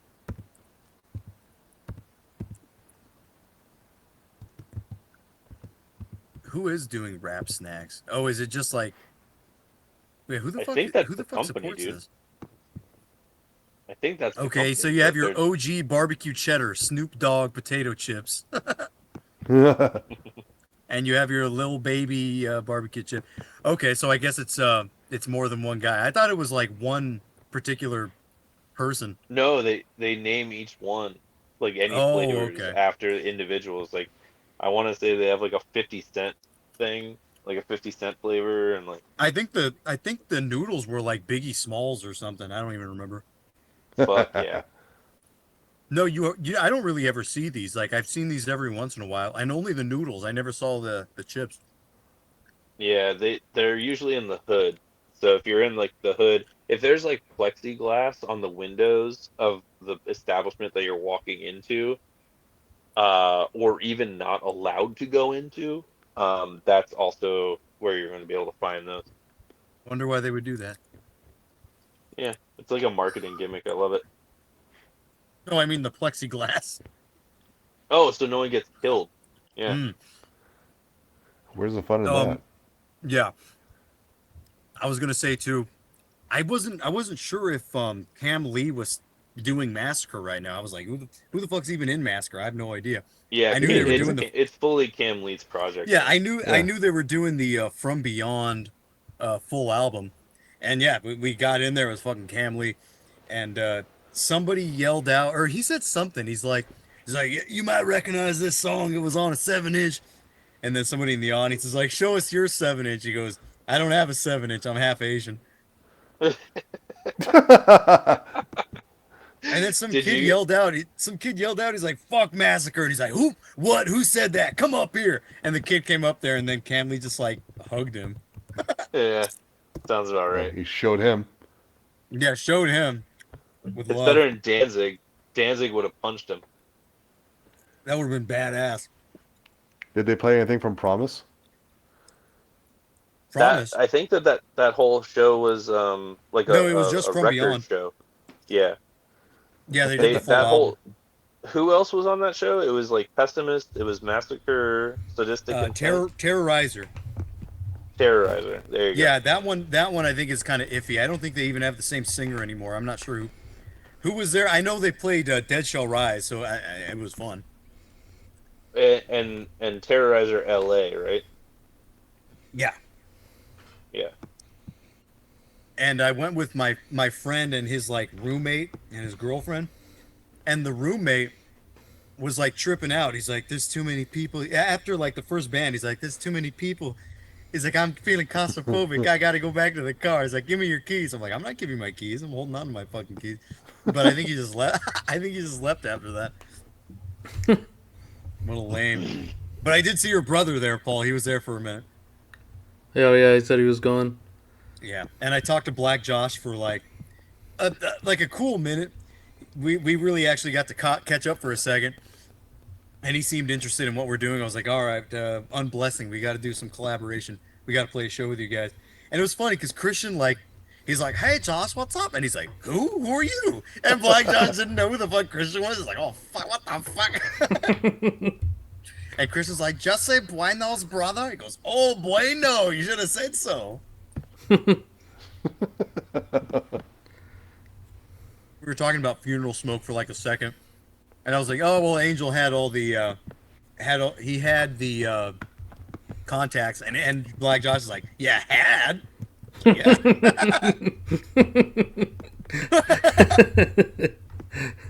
That's funny. And I was talking to Josh, and like he said the same thing. I told him, I was like, he's like, he told Angel, he's like, just get Daniel back. And I told Josh, I'm like, dude, I kind of just quit because Angel just was annoying to me. And Josh is like, yeah, I don't want to be in a band with him. He's like, I don't feel like getting yelled at. So I guess everybody knows Angel's hard to work with. And he's like, he wanted to start a band with me, but he doesn't even have a drummer. We're gonna start a band as a bass player and a guitar player. Yeah, I don't know if that's gonna work. Austin, are you a yeller in the band? Meaning the singer? No, like No, yelling at your band members during practice, Oh, like getting angry and frustrated with them and like bitching. no, man, not anymore. I'm not that guy. Dan's like No, that I'm still. not. I'm not really that hostile. What, bitching? No, Dan's still a yeller at me. I'm. I mess up one blast beat. Explains the black You eye. know, like I think it's really important because, like, I used to be a manager. Band etiquette. This is a lesson in band etiquette right here. Yeah, this is I mean, like, I take it pretty seriously because, like, I've definitely been like the control freak weirdo in bands. I've definitely been like the whatever. I've learned a lot from those times, and I don't like shitting on my friends, and I like playing music with my friends. I don't play with like Musicians. people that are like No, I'm just kidding. hired musicians or some shit. Yeah. So like for me it's really important that I kind of like I learn from how these people, like everyone in the band, responds. So like my drummer, will be at practice and he'll be like really frustrated at himself. I don't have to get frustrated. I don't have to get pissed at him. You know what I mean? Like we're all grown ups in the room. So I'm just like, you got it. You just fucking get it. You got it. And so that lack of pressure that I put on him, I have a lot of guys in the band that want to do well, and I think that's also a thing too. Like if he didn't care, it'd be one thing, but he really cares, and that's what frustrates him. So I'm not gonna like get up his ass about, you know, fucking, oh, play the fucking part right. And you're like, hey, it's too fast. And you're like, no, we just fucking stopped the song. I look at him. I look at him and was like, what are you doing over there, you fucking idiot? How fast is this song? Do you remember? You don't remember, do you? You're fucking adorable. Get over here. I'm gonna fucking kiss your mouth. Yeah, so Yeah, that's more my approach. I threaten them with sexual violence. Yeah, real talk. You have to be patient with yourself, and you got to be patient with the people you're like teaching the music to. That's just the way it Yeah. has to be. I wrote And I feel like most getting of the drunk fucking helps. music. I'm lucky. I'm lucky to have the people that want to work with me. Like it's Yeah, not, yeah, I feel the you know, same exact way. like what, like they're there. They're playing music that like I mostly wrote. So I have to have them like it. Yeah. You know. I know exactly what you mean. So I'll be I I'll be respect drunk the after shit out of my practice, and I'm boys. in bed. I'm like, I'm lucky to have these nibbas. Yeah, dude. It's true. I'm like, It's thank you fucking for true. helping me achieve my dream. The room spinning. Yeah. You're like, I love these guys. Yeah. I'm like, but a barf. I I know love that. I love these guys. I hate myself. you. Exactly. That's exactly how it is. For real. Paul knows.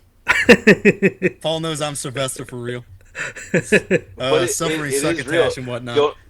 Going back. Granny Suffering for real right succotash.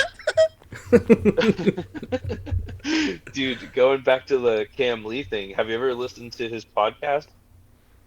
No. Didn't know he had one. Yeah, he has one called Beyond the Massacre. I see what I did there. Yeah, you see what he did? Beyond the massacre, the band he was in, dude.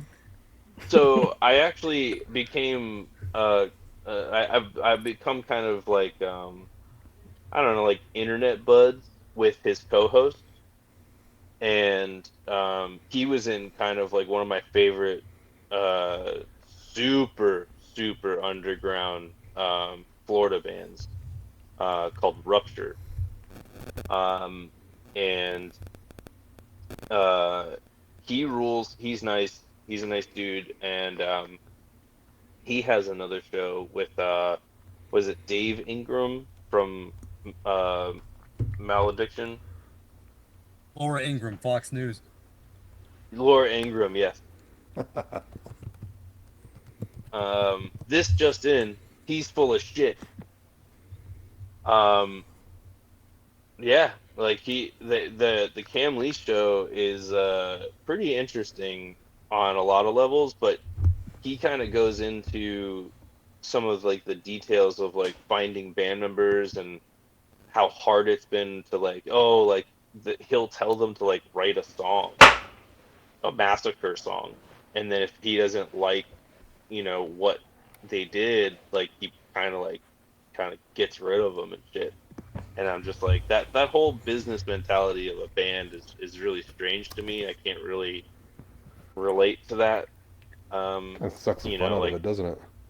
but it does. But at the same time, it's like when you have a vision and you're needing someone to write music that sounds or emulates your project prior, that's a really challenging find. Like, you know It's what I it's mean? it's hard to find new band members. Like we Yeah, like as Fred knows, yeah, we just got a new bass player. And I yeah. don't know this guy. Like he was new to me, but he turned out to be like one of the coolest dudes ever. And it's not like that happened out of nowhere. It's like, dude, we've been doing this for like 10 years with the same three guys.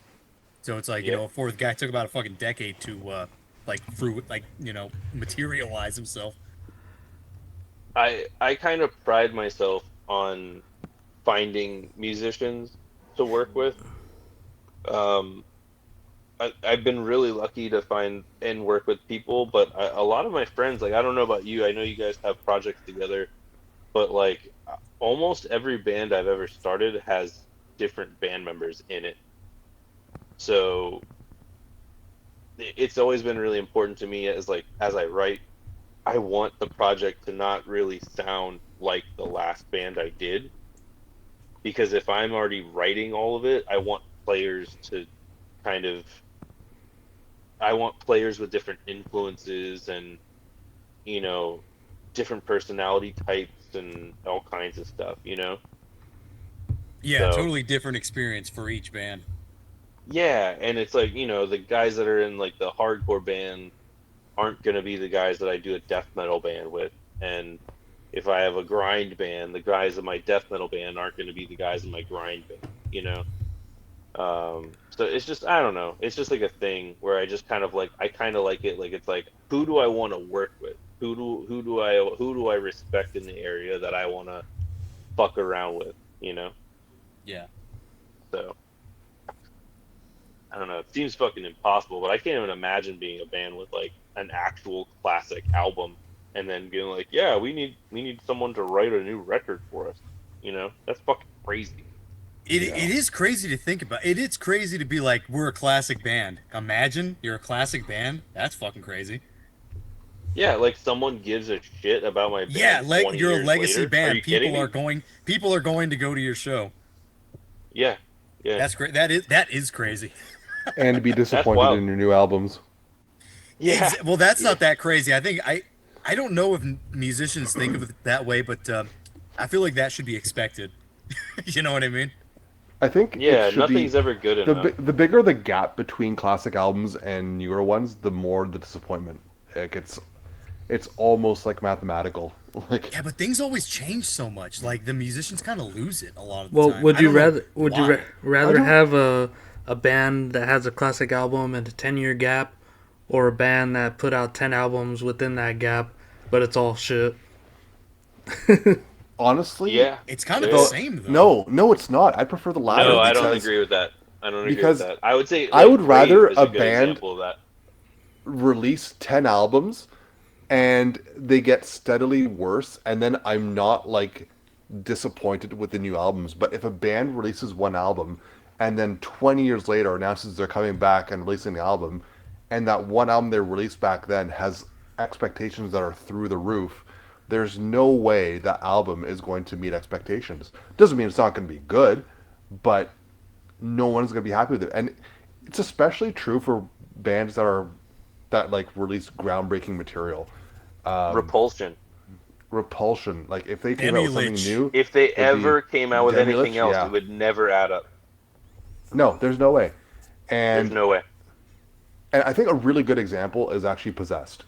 And I know they're kind of Yep. a hot topic right now, You went exactly where I went. Go but you ahead. know what? Seven Churches obviously was revolutionary, and Yep. then Beyond the Gates, sure, but and then what, a 30-year gap until fucking I forget what it's called now. New one was It had Revolution. a alright. dumb New one name. was cool.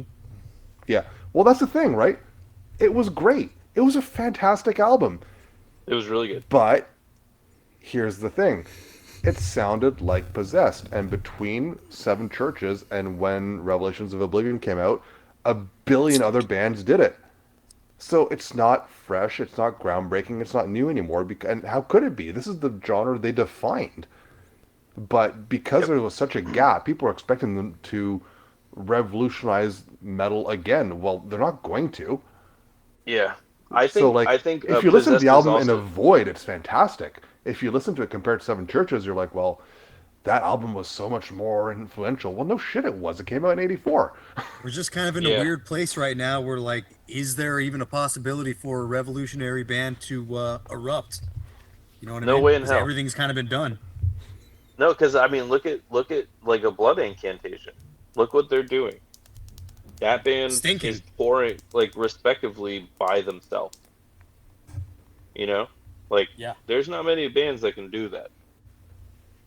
You know, think I think about it's hard to a tell tour. as we live in it right now, but I think like 10, 15 years down the line, there could very well be a genre of blood incantation worship, just like there's, I don't know, like worship of any other given band that currently happens. I mean, I would say Incantation. Yeah, there's incantation worship There's bands out there. there's entire like subgenres of shit that stemmed off of that band. You know, Yeah. So I mean, like it's Yeah, but I very don't know how possible revolutionary any of that stuff is. what Incantation or the No, stuff that came after. bands that worship incantation. That's what I'm saying. Like we're in a time right now where like what's is there a new thing within like good metal that like is coming to fruition or like can come to fruition? Well, I it's hard to think tell in the I moment too, think right? I think some of this also is that like if you think about all of the um I got a text from a friend earlier today out of nowhere. I haven't talked to him in months. And he just sent me some shit about this like knock loose band that got on like Jimmy Kimmel or whatever the Yeah, the fuck. hardcore band. And they're not a hardcore band. But Well, they're what would you this, call them? I would call them new metal. But so I was like, this is where I was kind of going with it. Is that like he goes, "What the fuck am I doing here?" He basically sent me a text message that said, "I can't believe that a hardcore band is on Jimmy Kimmel or whatever." And I replied, I'm more upset about the fact that they're hand holding as a new metal band and all the hardcore kids are just accepting it.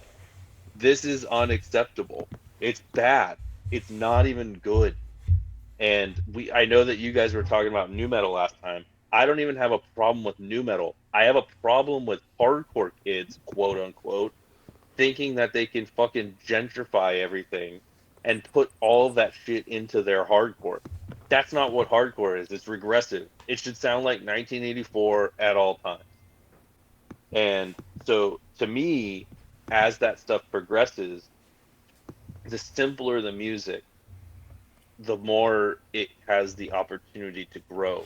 So when I think about, and I think that this kind of, not to bring this into our conversation that we're going to eventually have about the band that we're going to talk about, but this is a very similar thing to why the fuck I hate the middle era of death metal so much, or at least resent it so much, is that the heaviness, the extremity that it was doing prior to 1993, and it kind of subsequently stopped at 1993, and kind of turned into, instead of being heavy and evil, now we're going to be more fast.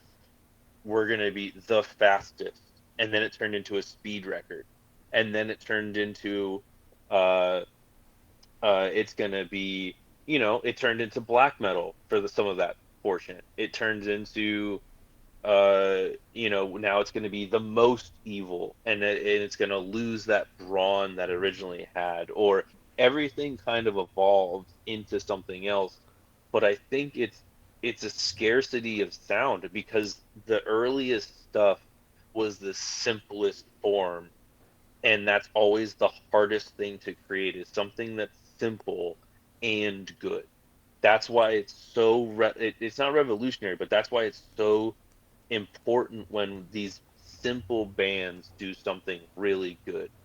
Um, I think of like bands that sort of like emulate other bands. Like Necrot is very similar to Bolt Thrower, but in no way do they kind of sound exactly like Bolt Thrower. They're just influenced by it. And so they sound like it. When you see them live, you're like, Jesus Christ, this is good. And then you listen to it and you're like, oh, I kind of get what's going on here. There's like solos, and it's like catchy riffs, really elongated riffs that are very, very catchy. And it's like that's kind of the same idea with like a crust element underneath of like a death metal atmosphere. So it's like it's all of these things that add up. It's all those influences. The reason why these worship projects fucking shouldn't exist is because of the fact they don't have any influence except for one band. No one band should start because another one exists. You know what I mean? And I don't know if I know I spit out a bunch of shit there, but like You know, there's something to be said about it.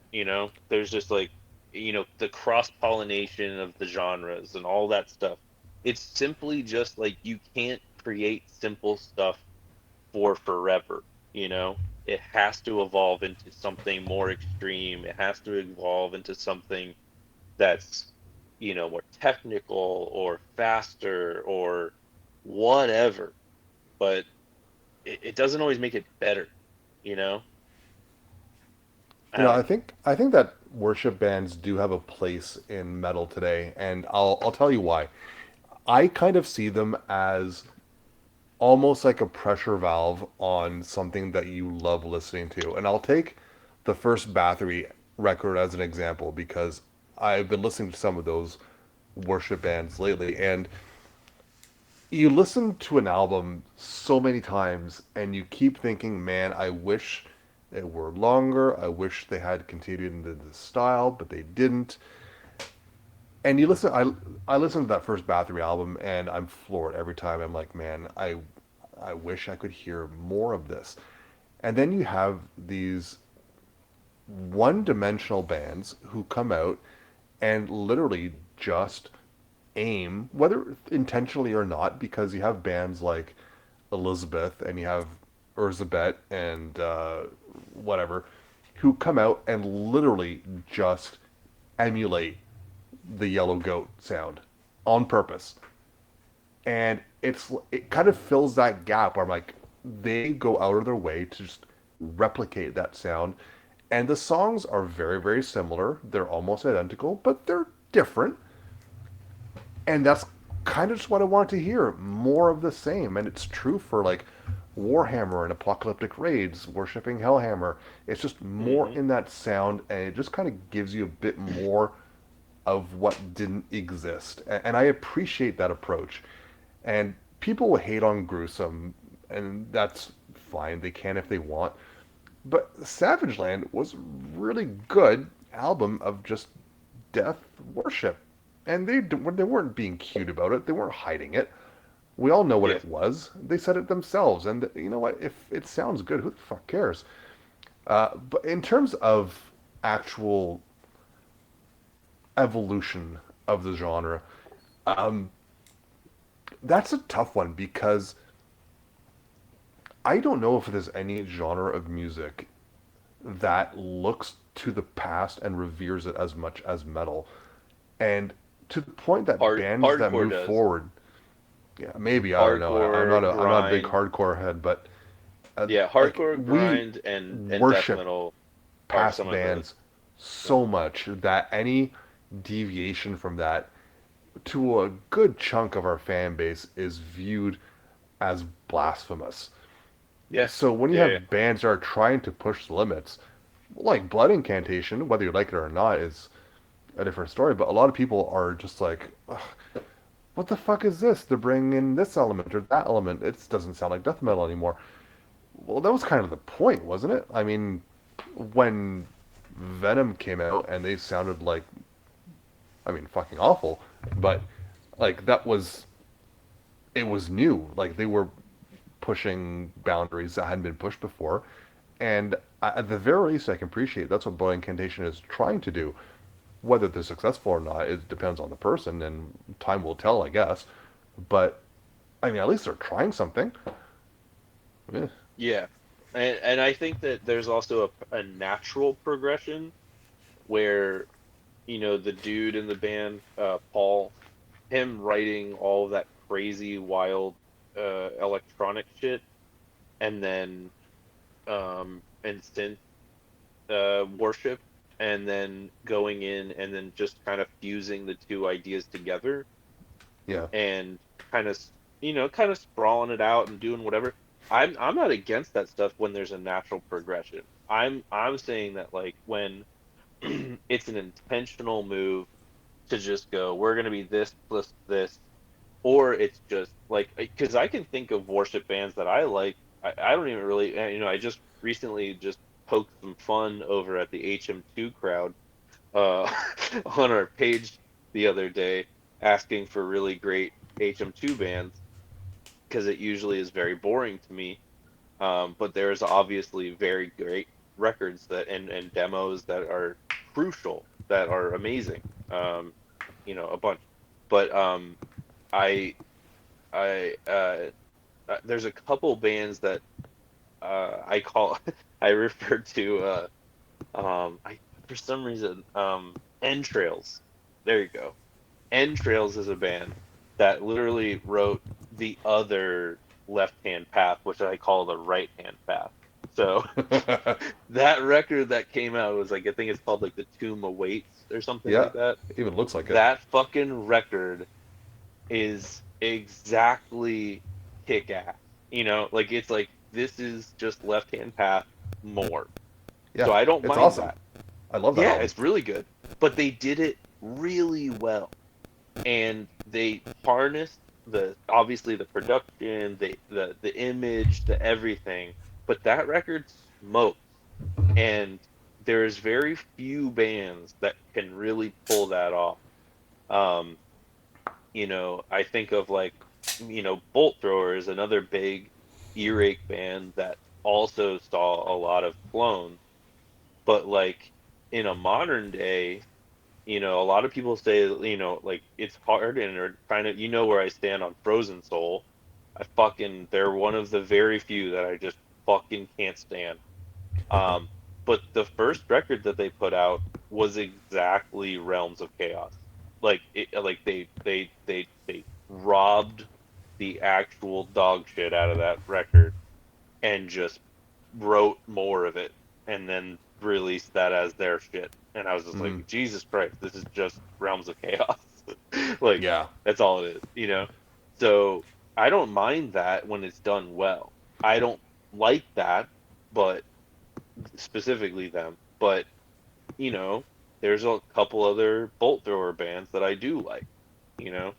Mm. Um, the Texas band, War Master, did a good job. Yeah, they're cool. They were cool. That first, once again, the first record they did, and so on. But like going back to the Gruesome thing, Gruesome is a very, very specifically nerdy project that is highly conceptual and once again incredibly well thought out and using really good players to accomplish it and kind of like the best of the best if you kind of think about it. They are kind of like a weird super group. Um, but they're the only passable death worship that I like. Actually, specifically. Hmm. Because all the Left to Die stuff, all that stuff is just cover band stuff. It's just like I don't want to do that. But like the gruesome stuff, each one of their records is supposed to be another, it's supposed to kind of emulate one of the other records, in the discography of Death. So it's highly conceptual. They have, they have a drive, they have a motivation, and that's their sole purpose. That's a cool idea. It's kind of like, let's just walk in their footsteps and we'll do every one of their records in the way that we would write that record. That's cool. That's a great idea. Everything else though, I could give a shit. I wonder if they would stop after Sound of Perseverance, or if they would I go, I think they would. or would they be I think like, they would. okay, I think this is what it would be like. How far Matt have they Harvey even is gone? actually just gonna die. Yeah, maybe. He's just gonna be like, he's gonna go get like an apartment in Altamont Springs, Florida, and he's gonna move from the West Coast, and then he's gonna be like, I have like what did Chuck die from? Some like Brain Breast cancer. cancer or something. Brain yeah, stem he's cancer, gonna I get think. he's gonna get brain cancer. It's gonna be the real life biopic.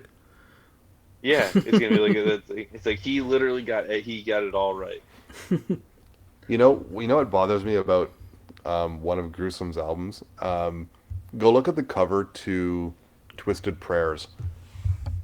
I think it's their second album or official album, and not EPs.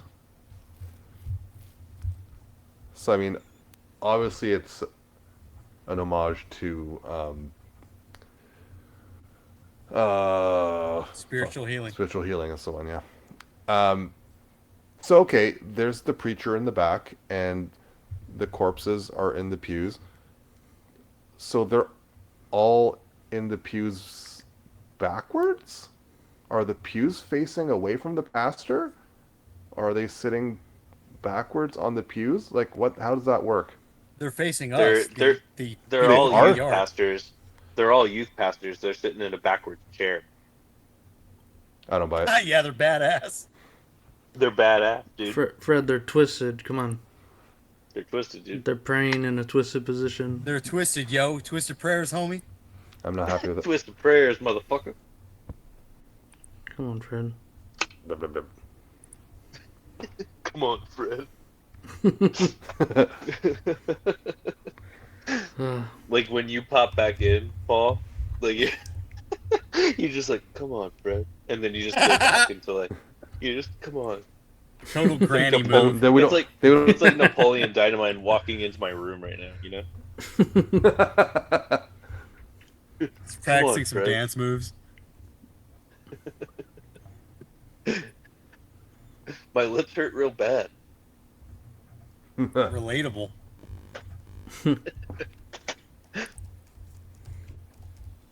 Well, with all that, you guys want to move into what we're here Into a for? Into a fucking Break time? Oh yeah, break time. I forgot to tell you, Paul, when me and Christian got back to the car, I was like, oh, wait, my fucking lock isn't on my keys. You know the thing you unlock the car with the button? Yeah, the fob. The fob. Yeah, and I couldn't start the car. It was like beep, beep, beep, beep. Mm. And I'm like, well, should we just go back inside and see if it's on the floor in the pit? Boom, there it was on the floor. Lost that shit. Damn. Found All it, You want to take no. a breather then? Yeah, let's take a 5. We'll get back to the thing. Back at midnight, I guess. My bad. All right, we'll be back. Back up midnight, I guess. 2 minutes to midnight. All right, we'll be back. I do be thinking so. All right, we're back from my long break and their short one. Somebody just laughed like Dr. Sheldon Cooper. Young Sheldon. Yeah, young Sheldon. Young Sheldon. and Old Sheldon. Young Sheldon didn't really laugh. Old Sheldon did that. Young Sheldon. That was the weird thing about young Sheldon. Young Sheldon didn't do a lot of the quirks that Sheldon from The Big Bang Theory did. I was gonna say that's kind of sad. He didn't laugh. The young boy. Come No, on. he didn't laugh. He was more of a prick than he was in the show, in the main That show. I think that comes with the autism. As you get older, you become autistic, but like you learn to live with it. You learn to Yeah, laugh it's with just the like, well, dism. You learn to laugh, yeah. yeah, you learn to laugh. But Austin, what did you bring us today? Oh man, Tonight? What the fuck? oh man. There You said it is, was something awful, right? yeah. Or is that So what you originally picked? Because Fred sent us a message. You're like, I'm gonna pick something terrible. no, no. This is, I mean, terribly awesome. No, this is no. If I think, I Damn, think Fred, if I you ever, Fred, you laugh if like I President ever the come Cloud back, right now. no. This is one of those demos and bands that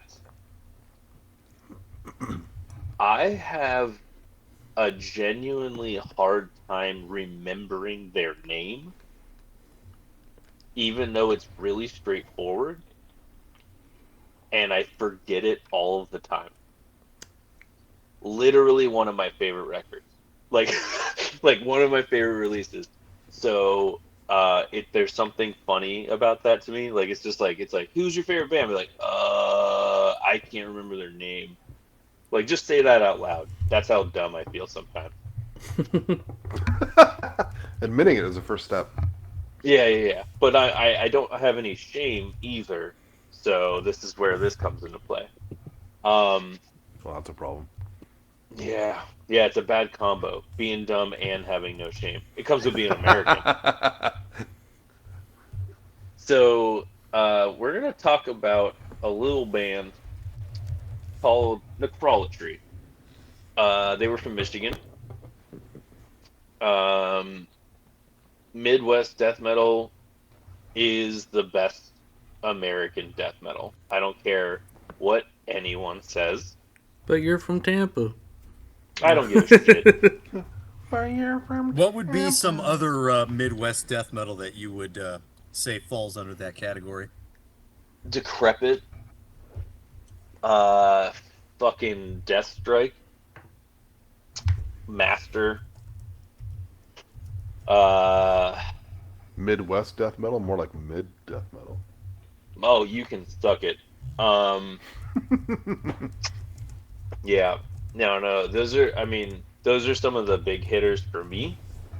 Um, I think Decrepit falls into the category of like they used to dress up like in fucking black metal shit, which is really strange because they didn't sound anything like that. Yeah, So I I thought don't that think was I know who that interesting. is. Decrepit's fucking sick. Hmm. I'll send you some links. Okay, cool. So that's it. Necrolatry. What is it? Dead and Buried? I think we lost him. Did Austin cut out? I think he just cut out again. I think he's dead and buried himself. Exactly. You see where it keeps stopping at like where you expect him to say something, but then I'm it's back. gone. I'm back. I'm sorry. Yeah, you keep stopping where like you're about to say something, and we're waiting, and then the wait never. We're like, It wait. never comes. I don't know Okay. where I left off, but basically, You didn't say the name of the demo yet. okay. So, Necrolatry from Michigan, and the name of the demo is called Dead and Buried.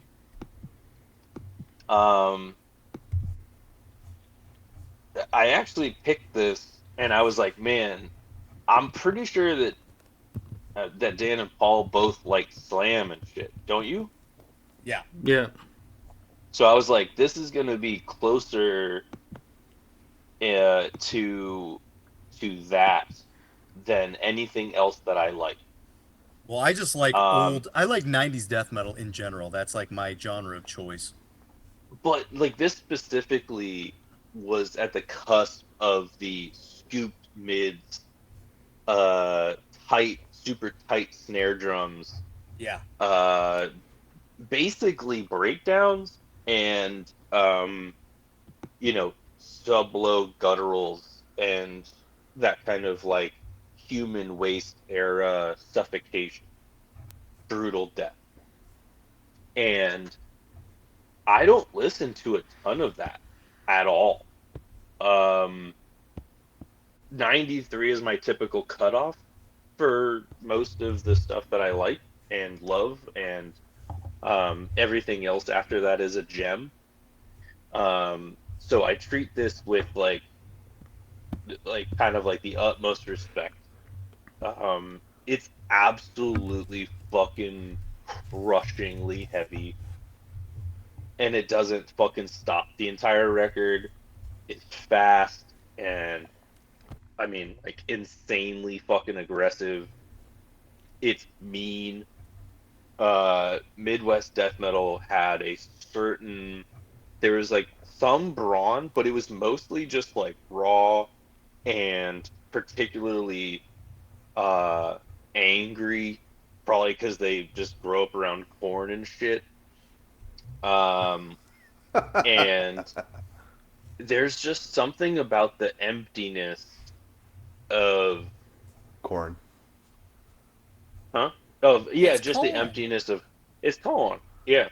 Um, it there's something about the emptiness of the Midwest that creates these like very particularly this particular sound, and I really don't get it. I don't know why they sound that certain way. Um, I want to dig into that a bit more in my own like readings and stuff. But Midwest death metal is truly my favorite, and so I wanted to I've kind of jumped around internationally for the last couple. So I really wanted to kind of feature a favorite uh, a U.S. band this time around that really I never see anyone talking about this demo. Right. Um, and it's truly like a fucking burner. Like the whole thing smokes. Um, so what did you guys think of it? Did you listen to this for the first time? When I sent it to Fred, I know he sounded like he was excited, so he knew it. Yeah, let's hear from Fred first. I did know this mostly because Austin told me to listen to it in the past. Um, Oh, okay. I thought you were familiar with it already. no, I think the first time I heard it is when we started talking about them, and it was funny because I'm pretty sure that we mixed up the necrolatries that we were Necrolatries. talking about. Yeah, because Yeah. I didn't know this one. Um, I'd seen the cover before, but I never actually listened to it. But I know or knew at the time um, the necrolatry from what is it, Ohio, that Ohio, yeah. released Within the Shroud of Misery, and I really like that one. Uh, so I think we were talking about how good necrolatry with the '93 demo is, talking about two different bands, and then realizing, oh shit, we're stupid. Yeah. Well, we're Um, not stupid. These fucking bands that can't come up with a different word that's I spooky. mean, they both came out in '93 with their demo, so I don't think they could have known. Like one Yeah. of them was in Michigan, the other was in Ohio, and they both released one demo. Like, give them a break. Yeah, Um, they're that's not too far apart though, man. Like Michigan and Ohio aren't too far apart. Come man, on, Fred. who cares? It's Midwest. They're both Midwest. That's all I'm saying. But But yes, the wait, which one's which? The Michigan one. necrology from Michigan, Yes, Dead and Buried. dead and buried. Um, what a dirty ass sound on that album demo, I Oh, guess. it's filthy. Yeah, like the cover exemplifies just how fucking filthy this thing is. Um, it really feels angry, Mm. very has a very strong grind aesthetic to me as well. I also picked that up. Yeah. Yeah. The sound on it, so I listened to it on YouTube, obviously because I don't have a copy of this, but the first video I heard of it had really shit sound. Um, the drums were kind of warped on it, and it kind of distorted everything I was listening to. And I was thinking, this sounds a lot worse than I remember. Um, but then I found a different version that was taken from the 2014 reissue. Yeah, I had to search around for a good sound. Yeah, and that one sounded. I'm like, okay, okay, no, this is what I remember here. Okay, I didn't think. I did. It doesn't sound like shit that I thought it did when I was into this terrible rip of it. Um, but yeah, it's surprisingly long for a demo too, almost 40 minutes long. Yeah, the songs are long. Yeah. Yeah, and which is impressive because with that level of aggression, it's hard to keep up and keep it interesting. But they managed to pull it off. So yeah, no, this is a great demo. Yeah. All right, Paul, me or you first? Go for it. All right. He's still Yeah. messing with So his drums. right. Well, first off, I'll say this: the name of the band. I've been pronouncing this name wrong for many years because of the abhorrent song, vulgar. I've been calling it necrolatry because that's the way he says it in the song. He goes necrolatry. So necrolatry. That's the way I've been pronouncing it. Austin said necrolatry. I still like necrolatry. I know that's not right, but that's the way I've been pronouncing that word forever. I think that's actually closer to accurate because this comes from Necrolatrea, right? Necrolatry I don't is know. kind of just I don't the know. I'm unread. That's why I'm Anglo pronouncing it the way I am. Maybe English I'm not sure. version of it. Yeah, But yeah, I think it's pronounced necrolatry if it's just the word itself. But I mean, this goes back to like they probably don't even know how to say it. Yeah, I've been pronouncing that necrolatry for forever now. Yeah. Yeah, no, but But yeah, the word comes from Greek Necrolatrea. So yeah. it's- So this band was new to me. Never heard of them. From what Fred said that you messaged him, you said you were going to pick something bad or something like awful or something. And so I saw the band name and I saw the album art, and I wasn't really that impressed. I was kind of like, this is probably going to be mid. I don't really, it's going to be just whatever. I don't give a shit. But earlier this week, I think I listened to this first on Friday. And like right when I heard, I think I was, like I said with Fred, I was kind of looking for one with a good sound. So I heard one with a shitty sound, found one with a slightly better sound, and within maybe the first like 30 seconds, I was like, this is absurdly fucking heavy. This is really, really good. I'm really gonna like this. And Yeah. lo and behold, it it delivered all the way through. It's a heavy, kind of technical, Yeah. like Yeah. real fucking gem that fucking rules. This is one that I'm not gonna forget because it is so good. Like this is something that I'm looking for when like trying to find old school death metal, because most of the time, I don't know if it's with you guys too, but it's like most of the time I'm looking for old death metal, and a lot of it is just like it's good, it's okay, fine. This is actually like really exceptional. I think I was kind of going back and trying to like find bands that were as heavy as this. I was having a really hard time with it. Like I checked out, Yeah. I'm like, what else comes They out in stand out. '93? Yeah, I'm like, what else comes out in '93? Breeding the Spawn. This is heavier than Breeding the Spawn. Sorry. Yeah. This comes out the same year as the Cryptopsy demo, which at the time was like the fastest thing you could find, and it's faster than that demo in '93. Yeah. Yeah, this like totally fucking does it for me. This is probably like the best, one of the best picks that anybody ever brought on. I really like this a Fuck lot. yeah. I love Um, that. With- Guess Austin's coming back. With Yeah, another win. yeah, if I can remember some of the bands I was thinking of to like compare this to a little bit, an earlier one, if you guys know Acheron from not the main Acheron, the one from Australia, I believe, because I know that was like Boo. one of the No, I'm just faster kidding. bands from like 1991, but that thing is like a bit thrashier, I guess, but it's still extremely fast, and it kind of has some of the chunky breakdowns that this does. Yeah, maybe I can think of some other shit as we go along, but okay. Oh, I'll say this too.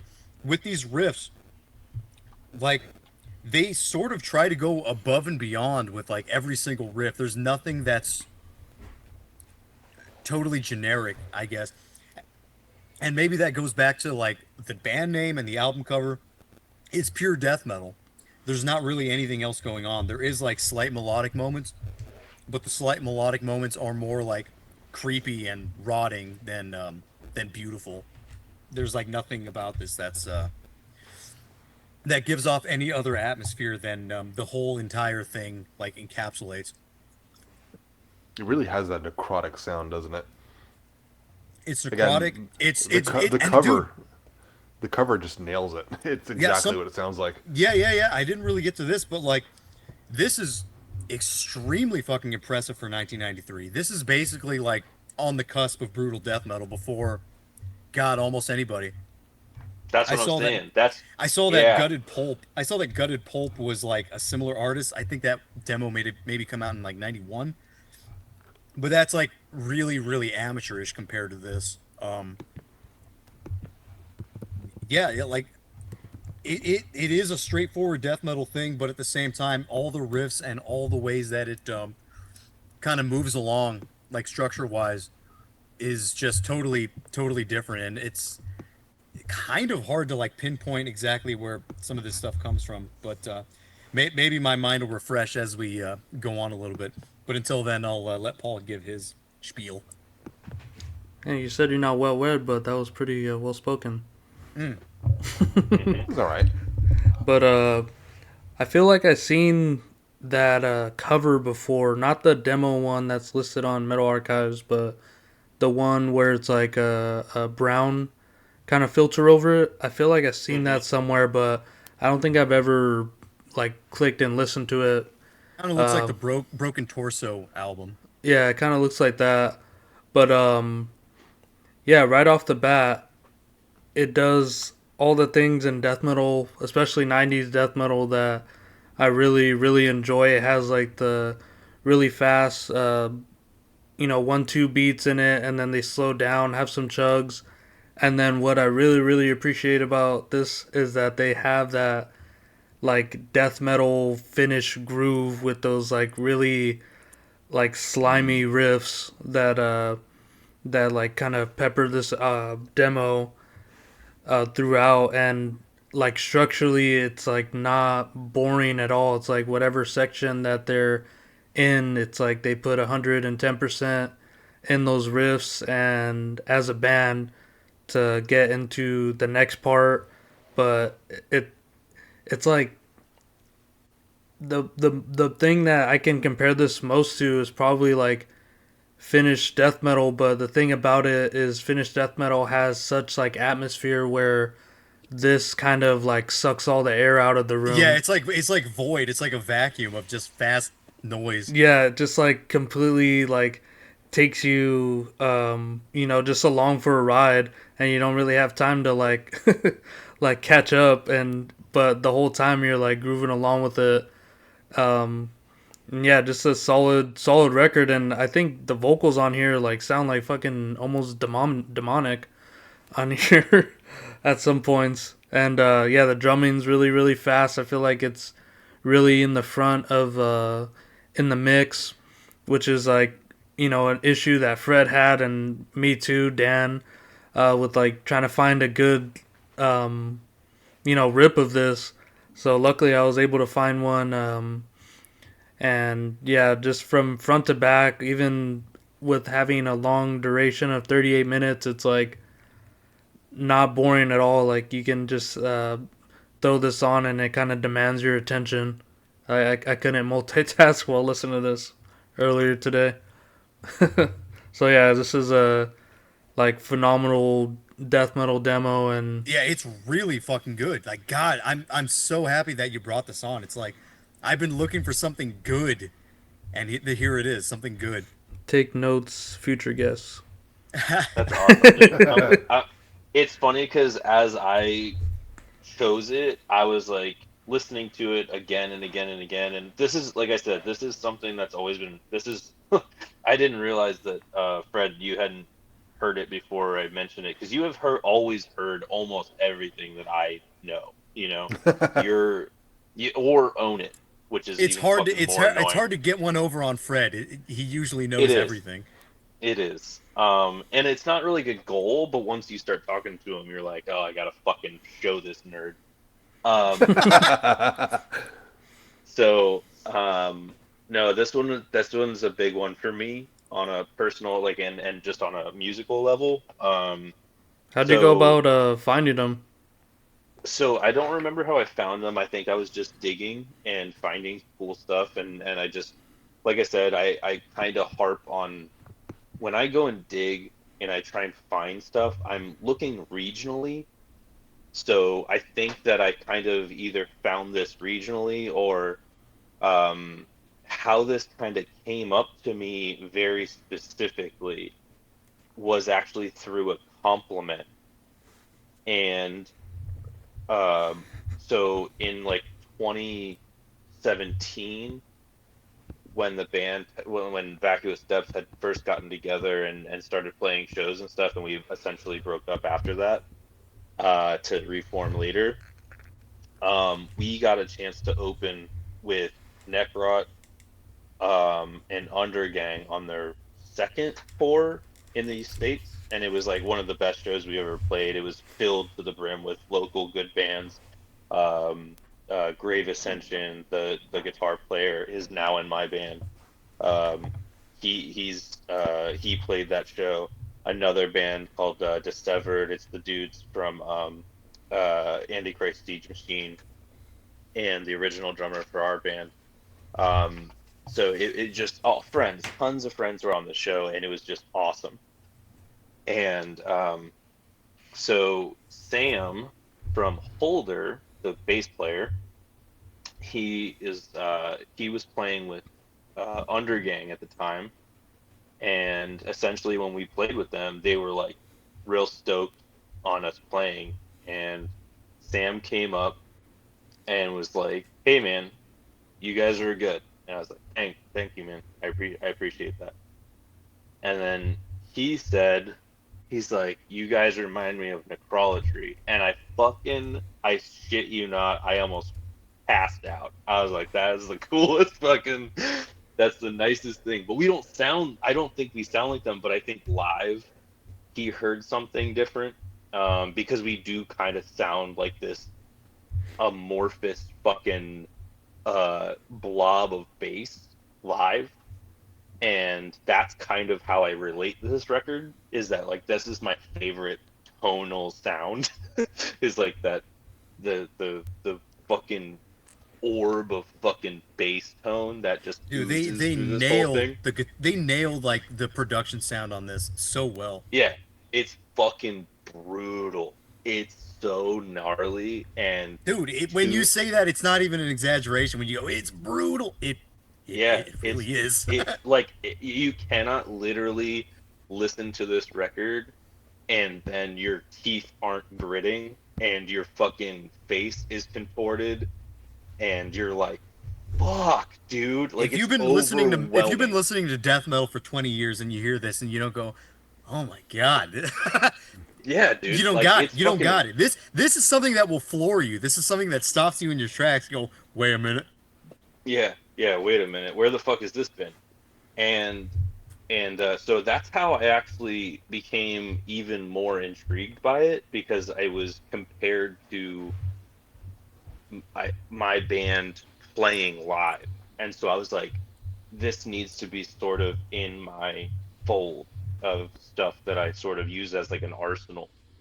And so like the newer stuff that I'm actually writing now is closer to some of this stuff is sort of like seeping in those like really slow. You know how on this demo, like, it's not a breakdown because it's too slow. It feels almost like this sort of like, why are they chugging so slow? You know what I mean? Does that make sense? Like, it's like, instead of it going wah wah wah wah wah wah wah wah wah wah wah wah wah wah, it's like whoa, whoa, whoa, whoa, whoa. It's just fucking different. It's just like, it feels not just so mean. And so this is a big one for me. And that's kind of like a writing style that I have. I like to palm mute. I like to do that stuff. So I take a lot of things from this as a point of reference. So that was actually, I think, how I kind of became a little more familiar with this, is through him making some weird reference to it. And it's not a surprise because he's a fucking encyclopedia himself, uh, of killer shit. Obviously, playing in Undergang, you don't really get a chance to do that unless you're fucking pretty good and have some knowledge. So, yeah. I think as far as like 1993 goes, this demo pretty much encapsulates like everything that death metal has accomplished and like amps it up to like 1997 mode, before that's even really a thing. Yeah, yeah, it's an incredible demo, and It's totally incredible. It's fucking it's really really impressive. and can we talk about for a second how good the fucking intro is? Well, The what did he say? fucking You're a spoken carcass word? now. Yeah, it's just like this voice modulated, slowed down quote, and it's really long, and it's just words, and it's just so cool. So I there's something about this whole thing just sounds like a perfect idea. I wish in my heart of hearts, I wish that this was a on vinyl and I could keep it forever. Well, at But least we still have the 2014 decent version on YouTube. yeah, and I have a downloaded version that I found, and I hold on to that. It still kind of warbles, but I don't really care because my hearing is so bad. So Yeah, that intro reminded me of like fucking Hellraiser or something, like some like yeah, Pinhead voice. Hmm. So yeah, I actually am interested as where that came from. So I'm not sure where it came from. You know something, So Fred, it's that this actually scary shit. reminded me of, that I remembered. Band that's new to both of us, Damnable from Poland. Do you remember that? Yes. Yeah. Yeah, this is as brutal or more fucking brutal than Damnable. But Damnable comes out in 96. And I don't know how important that is, but I feel like in the years of like death metal approaching the 2000s, that's kind of important, you know. Especially with this type of production sound too. Yeah, and the damnable sounded much cleaner too. This has such a dirty, gritty, It's rotten raw. sound to it. Yeah. I thought Damnable was pretty muddy as well. I thought it sounded fairly clean. Like it's heavy as balls, but it's a fairly streamlined sound, I thought. Well, Damnable, it's like it's 96 and it's headed more towards like brutal death metal, and Necrolatry is more like it has a little bit of slams, but they don't last too long just because I don't think that was like a pronounced thing at the time. And these guys I sort of don't I don't you know, hear a hardcore influence. I'm not no, hearing. there's There's like not a death metal. breakdown. There's definitely It's death metal death slams, metal. but they don't Yeah. last very long. They last for like Y- maybe half a Yeah, riff. there's no like people there's people push moshing in this. There's no people doing karate, you know? Yeah. You know what I mean? I don't know like there's so many good ideas on this album. Like I said, a lot of the riffs are kind of pushed farther to make them more technical, which I think is a good idea. Um I don't know if we'll Yeah. get to this song, but there was cuz like it's kind of hard to find separate tracks on this. But there was straight up a song where it was Slaughter the Soul from At the Gates. Down to down to down to down to down to down to down to down Oh down to. yeah, I It's think that's the yeah, third song. yeah, I think it's it's like third second. I think it's the. I want to say second or third song. It has like the weird riff in it. yeah, but God, that is Yeah, so yeah, impressive for this year. Like that one comes out only a couple years later, but those guys were on such a different level, and I think these yeah, guys were sort of not really looking towards Europe. I don't think it seems very American. I think Fred at one yeah, point said like European death metal is kind of flowing like a river or something, and American death metal is like the mouth of hell opens. and Yep. it's just totally chaotic. And that's what this feels like. This feels very American, but they kind of Yeah, have a lot of different ideas thrown in that. I think it's Um, solely the sound that makes it feel like Paul said something about being like slightly finished. It's just the overall tone sounds kind of finished because of the it's gross, it's low tuned, it's fucking it's yeah, heavy as anything, it and that's what seems you to get. That and it's also super slow. They're when they it go seems to slow, slow it's down more on the exceedingly second half slow. of the album. Yeah, there's some Like it's more definite like spazzy on like the first doom maybe three passages. songs. It's not even like doom though. It's fucking like it's It's just death metal. so it's super slow death metal. Yeah, it's Yeah. fucking unreal. But did as far as like listening to a track, does anyone have a favorite track that they like? Which ones were what did you guys lean towards as far as like favorites? I think I So liked embryonic abnormality. Yeah. Yeah, but I didn't listen to the tracks in order because I found Oh, okay. the better sounding versions that were individual tracks on YouTube, and I just Oh, okay. clicked through them without knowing the order. I went to Merciless God, which I guess is the That's first the track first after the song. intro, but Yeah. I didn't know which one it was at the time. That one It's starts it's if we're it's really good. yeah, we should listen to the old school brutal death version because that one's like the better one. So what is that? Merciless God. That starts at like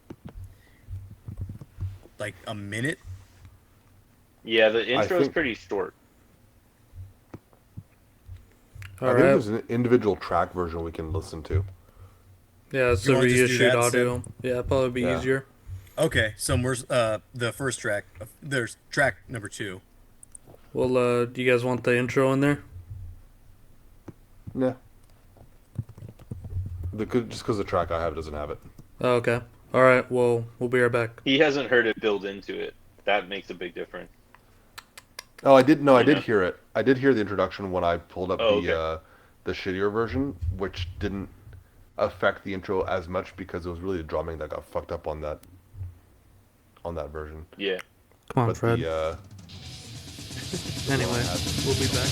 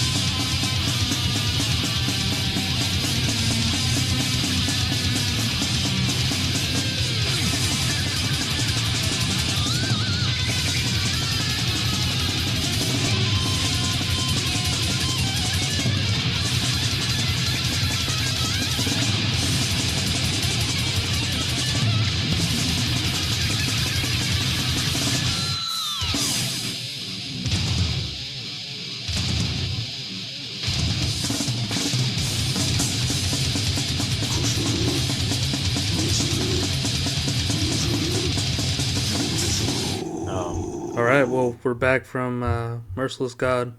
Say it now, Austin. Dude, there's just something about the way that they put together these songs that like it makes me want to write shit like this. It's not even, it's just like how busy it is. It's fucking absolutely insanely heavy, but it's like they're doing it in a unique way where it's like able to be followed, and it's not so convoluted with other parts and other shit going on. Yeah, it's catchy. And it's like catchy enough. The fast parts, you're like, fuck, this is great. It's so fucking fast. But then just bringing it back around to these like incredibly slow and heavy parts, and then just blasting. The blasting is fucking incredible. So tight, and it's like almost kind of like if it was recorded in a vacuum like most modern stuff is, it just wouldn't punch the same way. It's just unique to that side. Yeah, and I'll say this reissue really did a justice to the sound because although I do like that kind of like necro demo quality, it's nice to like hear everything probably as the band intended it to be heard, you know, because that was probably just due to the technology at the time and, you I think know, it was just a Restriction. shitty rip, to Yeah. be honest. yeah, probably the rip too. Yeah. But yeah, fucking awesome, phenomenal drumming and all those like like guitar riffs Fred was saying it was like you hear that from like Axis and I was thinking Deranged and it's like those riffs kind of like embody the whole record because it's like what the fuck is even going on. You know, like how are they even like putting this together and playing it, and I kind of think that this band is like a more brutal evolution of like what was going on with like the first Morbid Angel demo as well as like Necrovore, honestly, with like how like just chaotic death metal this is before there was like anything really to like you said after 93 like just being like a speed contest or It's something. kind of crazy. It like predates a lot of stuff. Yeah. Yeah. It's kind of like I kind of set it aside as a imagine if brutal death metal was actually kind of awesome Was like and not just like some fucking spectacle that it became like yeah, through the it's midair, like you brutal know, death like metal like stripped of hardcore. yeah, like it doesn't have the breakdowns of like the Northeast. Because when I think of brutal death metal, I think of like Pyrexia, the New Jersey scenes, the New Yeah. York scenes, like all the Northeast. But this was still North. This, you know, Michigan's fucking way up there.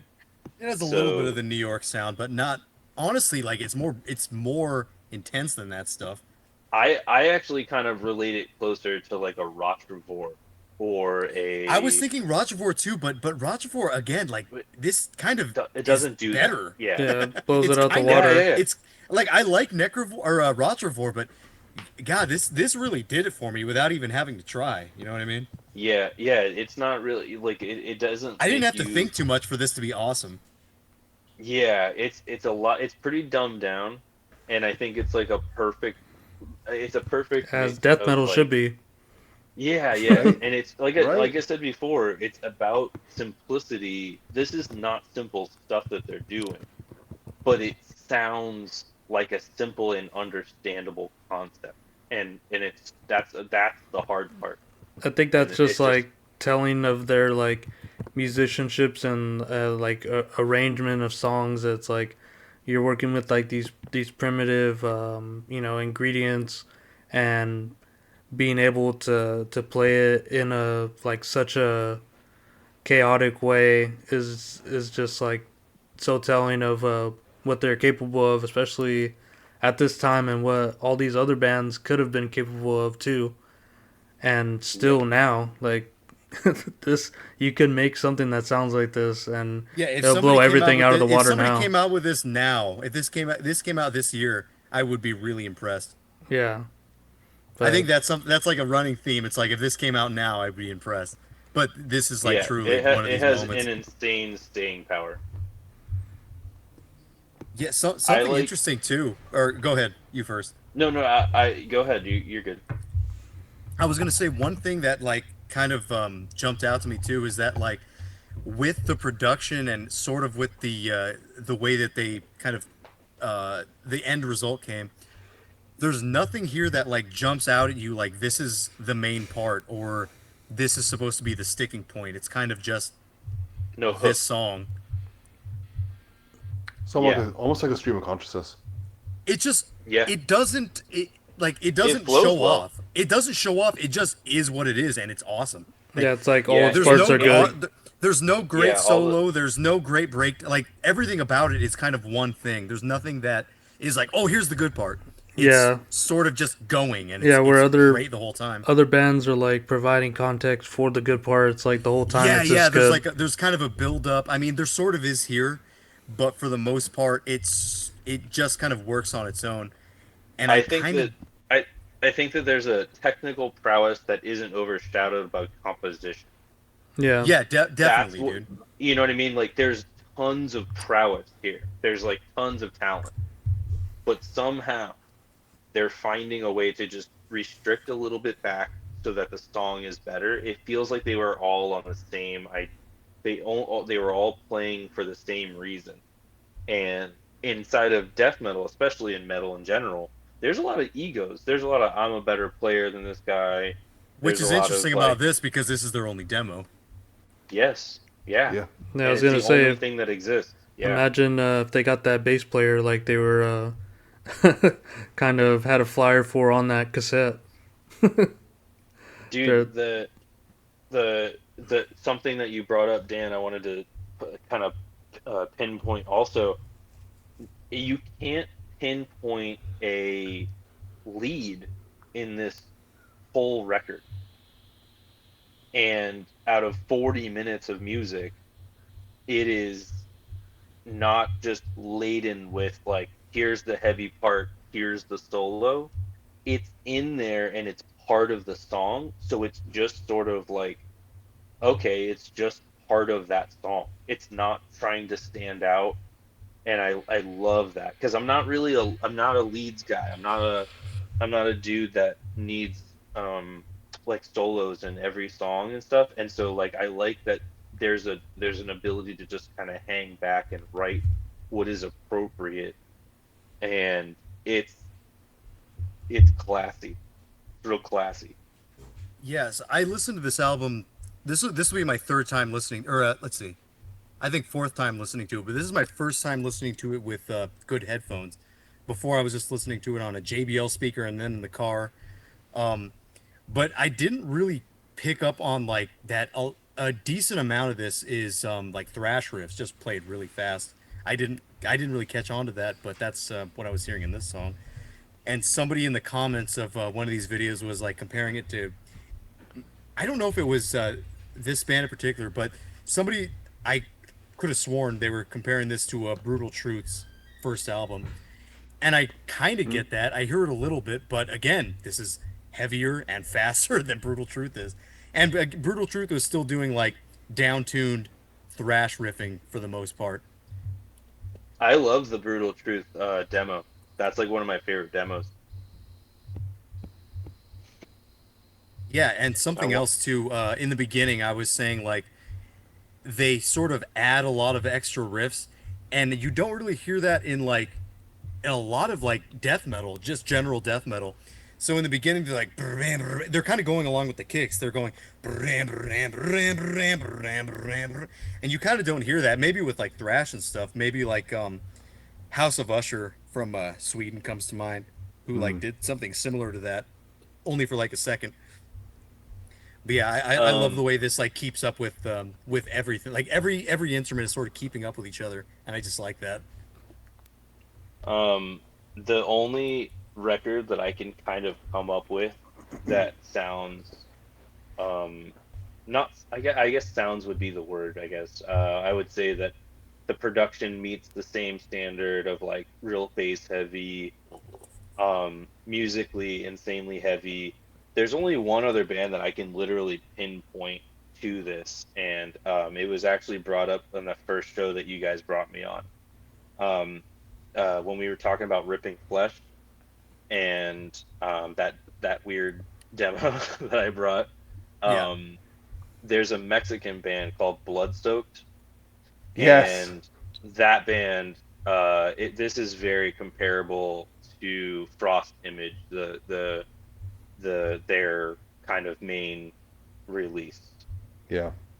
And Bloodstoked is fucking heavy. It's like speaker breaking bass tone heavy, like fucking heavy. I think So, but like this is more American feel rather Yeah. than like a demigod kind of a Finnish kind of tone. So yeah, like I think the influences aren't totally off base. I would probably say like Malevolent Creation probably has a lot to do with this, and like probably for sure Cannibal Corpse too. Somebody mentioned the band Embalmed. I'm not sure which one. I was thinking like the Boiled there's Humans Midwest, EP. Midwest embalmed. Yeah. I That's can see is the that the Boiling one with Human Boiled ones. Humans, or is that a different band?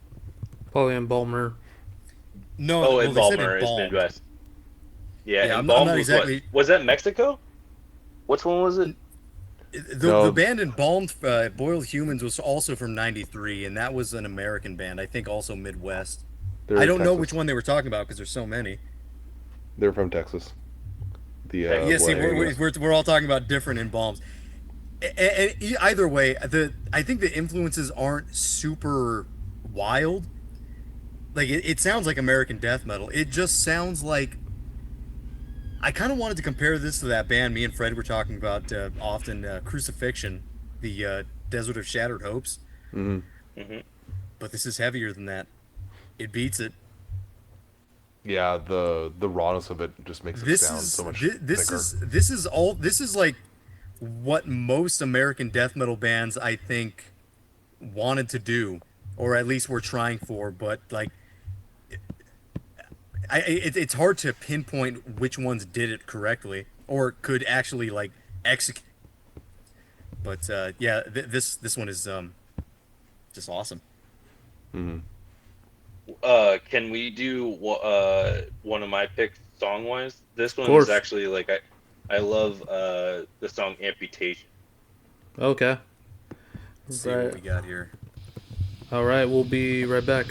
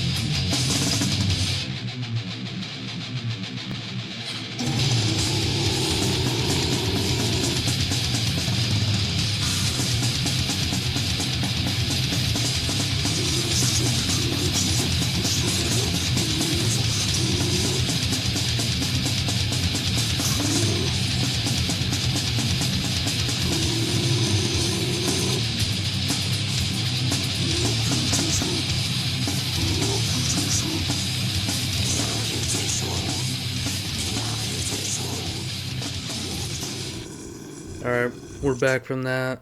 Think Fred lost a arm and a leg over that track. Fred's that dude in the mud with his butt sticking out. Fred's just fedora up in smoke. Fedora and smoke. Feeling singled out. All right, well, let's fix that. Fred, what do you make here? The drumming still reminds me of Axis of Advance a lot. I guess it should be the other way around. Axis of Advance reminds me of these guys, but um,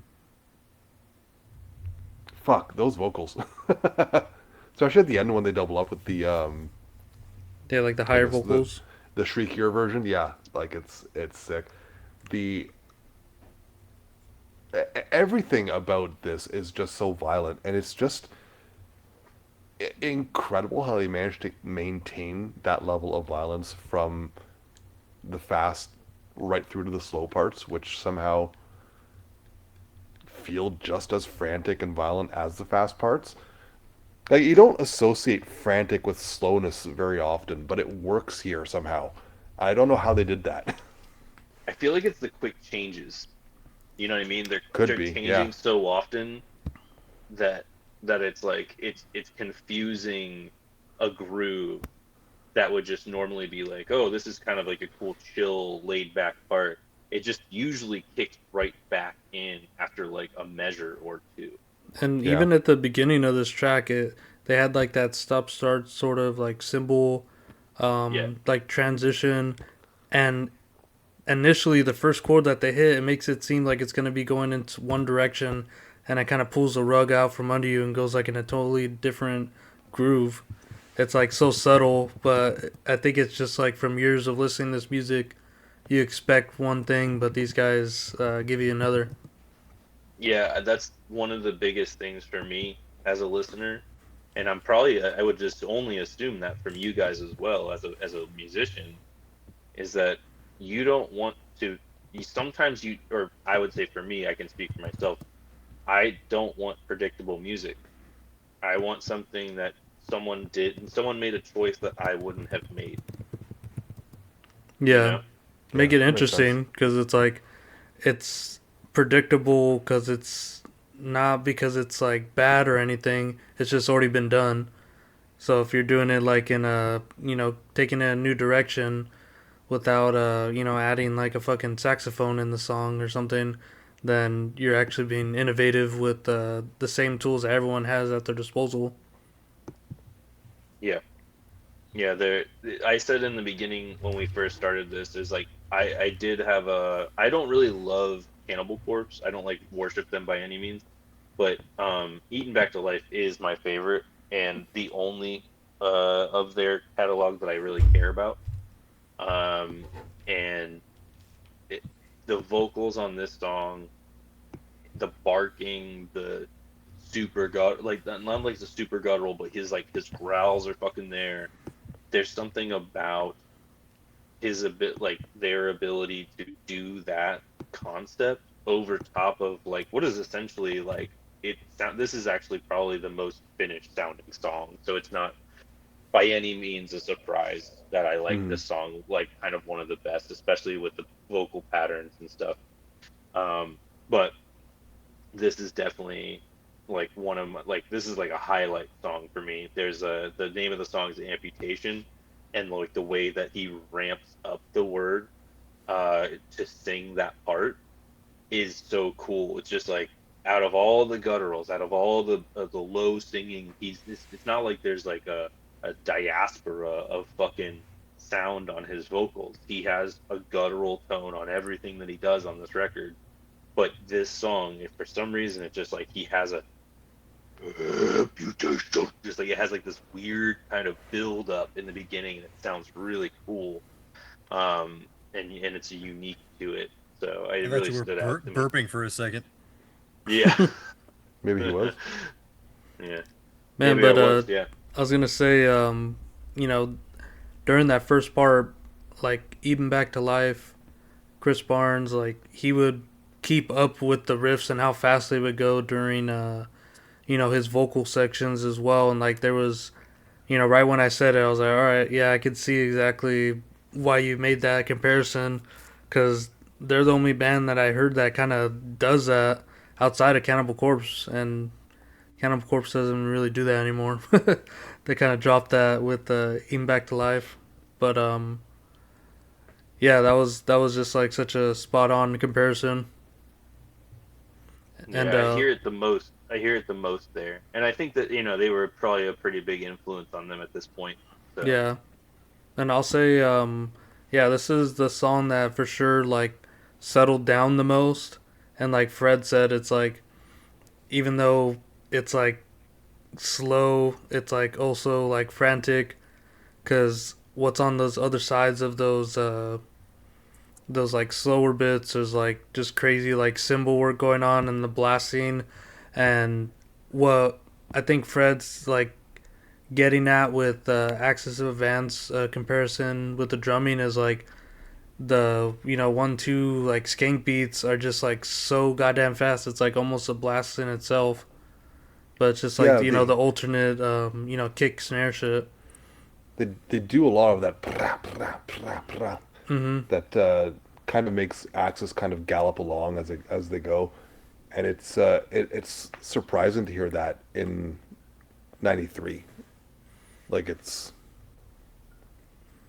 Yeah, because I can't think of even any other bands that gave me that made me think of what Axis of Advance did from that early on. because I'll even say like Cryptopsy, like when they go into their like 1-2 beats, it's like settles down. It's like cut cut cut cut, but right here it's cut cut cut cut cut cut. It's like it's just taking it to a whole other level with like Dan said, like just making these like thrash riffs really fast, and evolving it from death metal, where it came from essentially.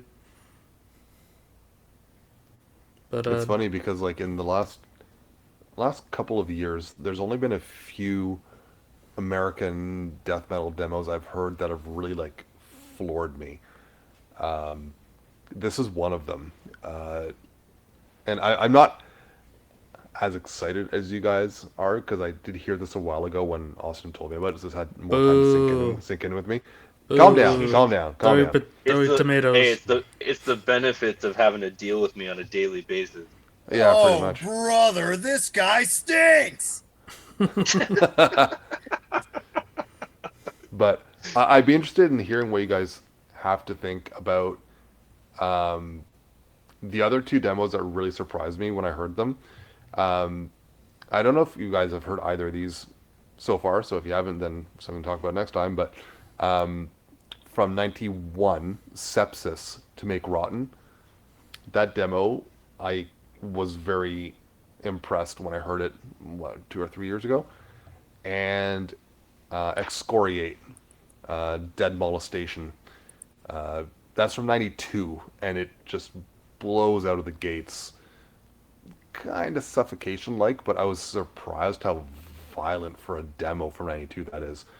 But yeah, the other one that floored me is this one. Like even though it sounds so grimy and rotten, it's a very full, thick, and heavy sound. Uh, it doesn't have a demo feel to it. Even though it's very, very raw, it doesn't feel like it's lacking anything or any power at all. Yeah. If anything, it's almost overpowered. You're like, where the fuck is this all Yeah, coming it's from? it's too powerful. Dan, I thought you were doing a death metal growl right there. No, that was a burp. Hey, where is Sepsis from? Because there's a shitload of them. uh, oh, Oregon. Here we go. Oregon, yeah. Did they have an interdimensional decay record or No, demo that was the only No. thing they put out to make Rotten. to make Rotten? I'm familiar with to make Rotten, I am but not. I am holding a Sepsis demo in my hand right now. But not the But Red it's a Sepsis. different Sepsis. Yeah. I was like, as soon as you said that, I was like, I know that. Fred wins I again. got that. Yep. Fedora floats again.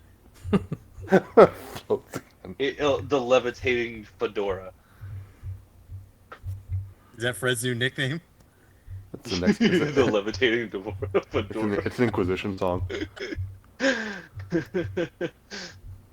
I got a Inquisition few. love I got a floating few. things. I got a few points to bring up. Number one, the dude in the middle in the band pic, he's wearing a Hideous Corpse T-shirt, which is cool because that band's good. Hmm. And second point, uh, something about the production. This is as heavy. I don't know if it's heavier. I'm sure Austin. Maybe all you guys know what this is. Agonized from Finland. Gods. Yeah, Yes, absolutely. of course. Unstoppable. That has really heavy, probably accidental heavy production. Yes. I don't know which Absolutely one's agree. heavier. I would have to listen to Gods again. I haven't, but I remember it was fucking heavy. I remember I put that on by Oh. accident once when I was showing my friend my band. He goes, "God, you guys got really fucking heavy." I was like, "Oh wait, that's the Agonized cassette." Did you Probably punt Belial into there too. the new song that we are playing live has a almost direct ripoff of Agonized in it. Oh, good, good. That's a good band to rip off. Yeah, fuck yeah, it is. Yeah, they're one demo and it's heavier than anything. Maybe heavier Yeah. than this. I don't know. I didn't go back. I think it stands pretty close to it. Yeah, This and is heavy. la- This is heavy in a different way. yeah. Last point. This is nothing like groundbreaking. It's just something I noticed, like within good, cool death metal. The heavy parts are intertwined, sort of the way you guys talked about the some of the like the time changes and things. The like slower, slammier parts are like totally intertwined within the fast parts, and I love that old death metal kind of does that, where it's like not making a big deal about like this is the mosh part. It's like, nah, this is death metal. Yep. Yeah. Yeah, dude. So yeah, Yeah. I It's just definitely like that. it's like borderline hate crime. Yeah. Exactly. Mhm. Yeah, It's just those are heavy my for the three sake of being heavy. mini points here. No, it's a good one. I think I agree with that. Like I said, I think that goes and speaks to the composition of this record because of the fact that their choices that they made when they're considering, oh, we should have this here, this there, whatever. I think they're just really good at writing music. Like it's literally just as simple as that. Yeah, I don't know if Um, this would be comparable to like Immolation or something, but I feel like they did in their early days stuff that was like nothing was really the important part. And I really love the idea of extreme metal bands, black or death metal, kind of going just like there's no important part. It's like it's here. Maybe the it's whole one thing count, is maybe here for yeah, maybe it's one yeah. count, maybe it's two, but the entire song is here for you to kind of dissect if you want to. But we wrote it. I really like that idea. It's cool. Yeah, I agree with that, man. I think it's that's part of the reason I think I like this so much. Was like all those things you just said. It's just like they're not like I think that something of like I think it's just pure boredom and a lack of creativity, but being that this is pretty early on 93, the fact that like just kind of looking at like what what they talk about in their content in their lyrical content and stuff also, it's like it's all over the place. It's not like a song. Like if I told you that the name of this next song is Embryonic Abnormality, you'd be like, oh, they're like a slam band. But if I told you the next song is Dead and Buried, and then the next one's Transit State, and then the next one after that's Merciless God, and then the other ones after that's Amputation, you can't really narrow down. There's no theme. It's not just some themey fucking gimmick. They're just heavy and right fucked up stuff, and I love that. Yeah, on You first know? glance, like first glance of the album, you would assume this is just kind of some death metal, like I did. It's like some death metal Yeah. band, whatever. Some death metal. But Looks like grindcore, to be honest. like giving a listen for like a minute, you'll go, okay, this band kind of encapsulates The cover everything. actually looks like the old Spaz cover. Do you guys like Spaz? Yeah. Yeah. Yeah. Do you remember the one I'm talking about? Do you know the one I'm talking about? No, I No. don't actually. Hold on, I just gotta look up the name of it because I know it, but I can't think of the name of it. It's I'm thinking of the Peruvian spasm, but no, it's not Spasm. Spaz, It's Spaz, he said. as in the Oh. the fast Power the Violence fastcore band. Spad, you Yeah. spaz. Yeah. Spasm is good though, Fred. yeah, they're great. And so is that other Zizma influenced Peruvian band. I forget what they're called. Oh yeah, Dwarf Jester Rising. That's what it reminds me of. Oh, okay. I knew Oh it had yeah, something to even do with a like the dwarf. blue logo Yeah. too. Yeah. Yep. Yeah, it's got like it's got for some reason it just kind of black and white picture with blue writing. Like it's like immediately that's what comes to mind. Yeah. But who are we gonna do another song? Are we doing another one or what? Yeah, I was gonna mention You gonna do yours? the next one, embryonic abnormality. So we'll go into the brutal death metal track right now. Ooh, fun. All right, so we'll be right back.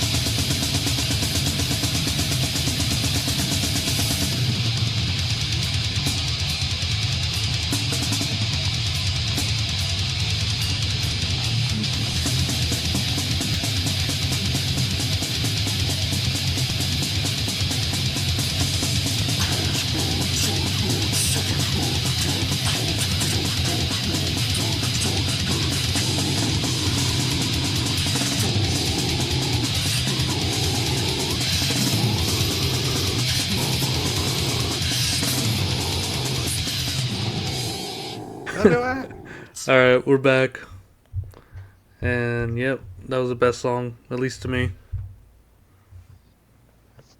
What do you guys Tell me think? you like Slam without telling me you like Slam. I like Fast too. Paul, I have to ask you a serious question here. Can we do that off air? Did you did you happen to use foul language in front of a lady? No, Daddy, no. Okay, very good.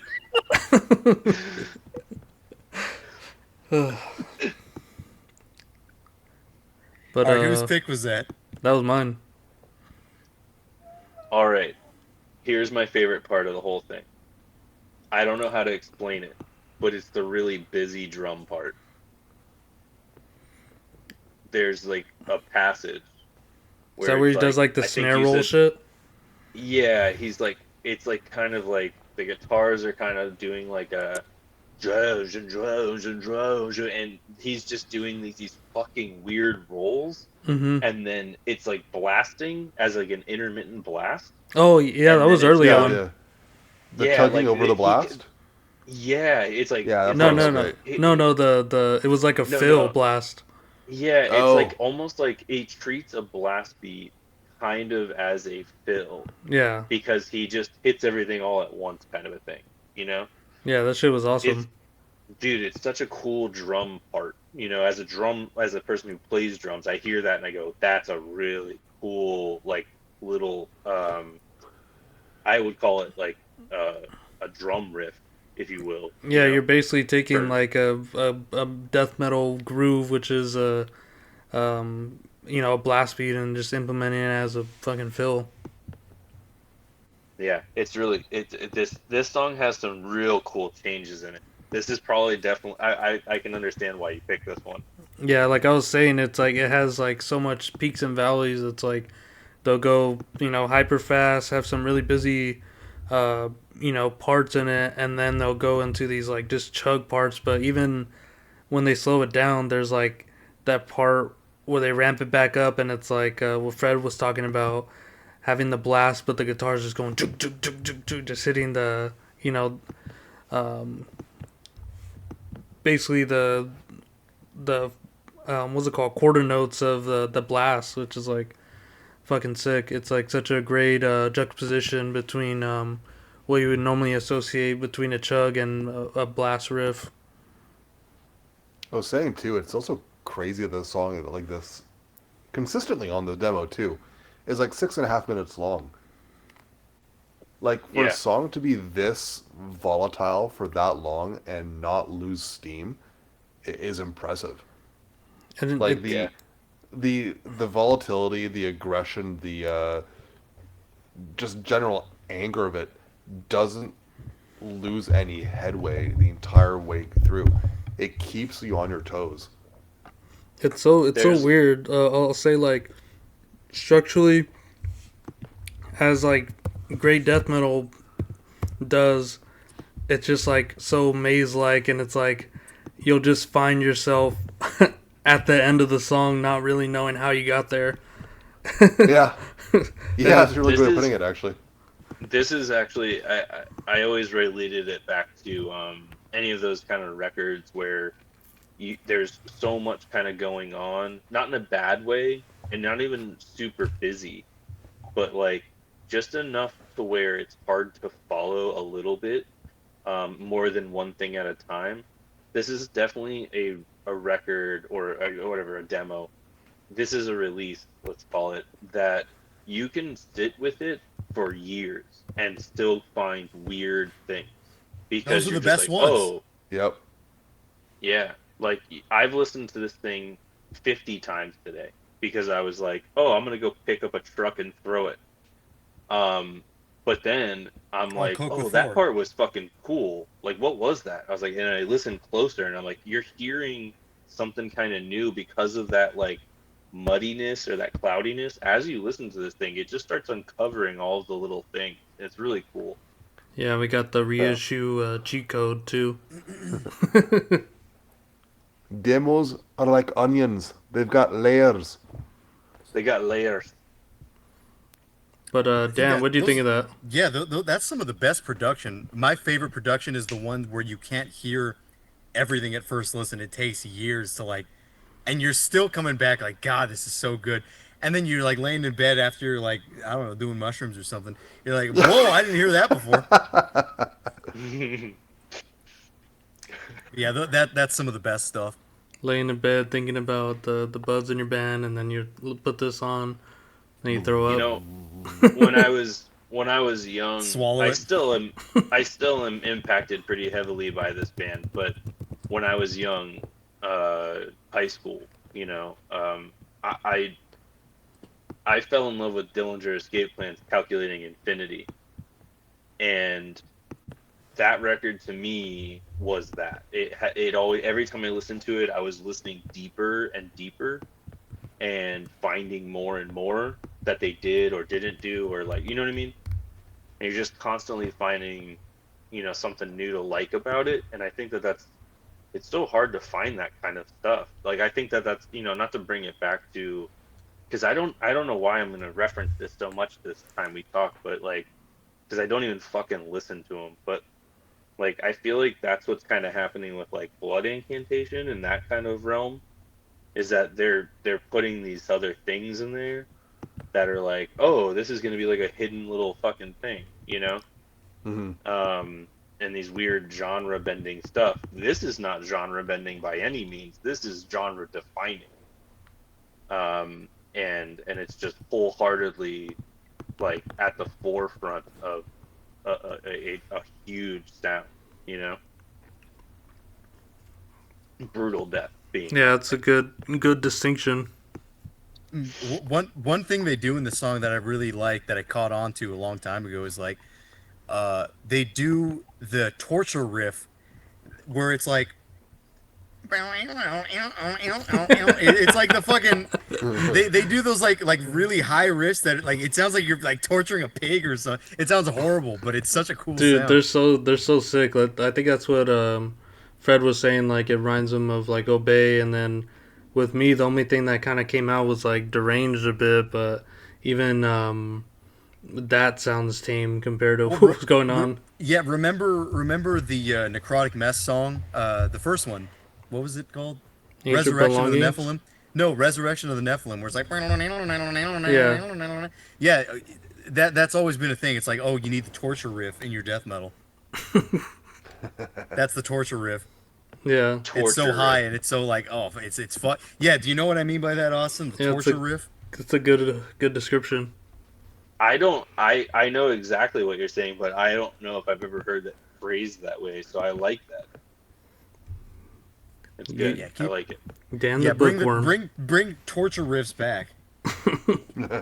Bookworm Dan. I'll try. I kind of relate it back to like Corn, how they have like the one dude's doing the high notes, the Oh other yeah, dude's doing like the weird, you know, the bass riff. They're like down, down, down. You know, like I it's don't know. like turn it off. You just hear that in like Guantanamo Bay. They're just playing Yeah. the torture riffs. Feeling like a Paul freak just said on a leash. Paul just said bookworm Dan. Bookworm Dan, dude. Hey, That remind me of that. coming up with terms. Yeah, it reminded me of that Simpsons episode where Mr. Burns sees Homer in the camera. He's reading Reader's Digest. He goes, "Smithers, who is that bookworm?" Oh, I thought that's hilarious. But you guys want to get into final thoughts? I know it's like what 4 a.m. for Fred. Around that, yeah. Well, how about you start and you can nod off during our words Wait, after you're who, done me? typing. Yeah. Fine. I'll start. Having, yeah, that's right. Wait, Yeah. Fred, go. It's fucking sick. No, like Very good. the level. That's all I got. No, the level of Albin good. demo Read good, book. me good, you go. Fred say Um, read book. The level of technicality on this is surprising. The length of the songs is surprising, and the production on this is surprising, and it kind of just fuses together to make. What about the level of risibility? No, none of that. How And about the it all gap? just kind of fuses to make this like Risibility. Fred, does Nearly- this album, Fred, does this album hawk 2 and spit on your thing? a little, yeah. Now that you mention it, right from that opening drum roll. Yeah, it's a great opening. Yeah. Yeah, the opening's just a.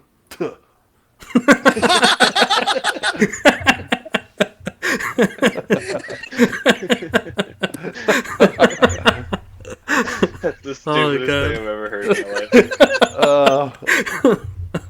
Yeah, I had a whole thing planned out for my final thought, but I don't think I can top that. So, Paul, go.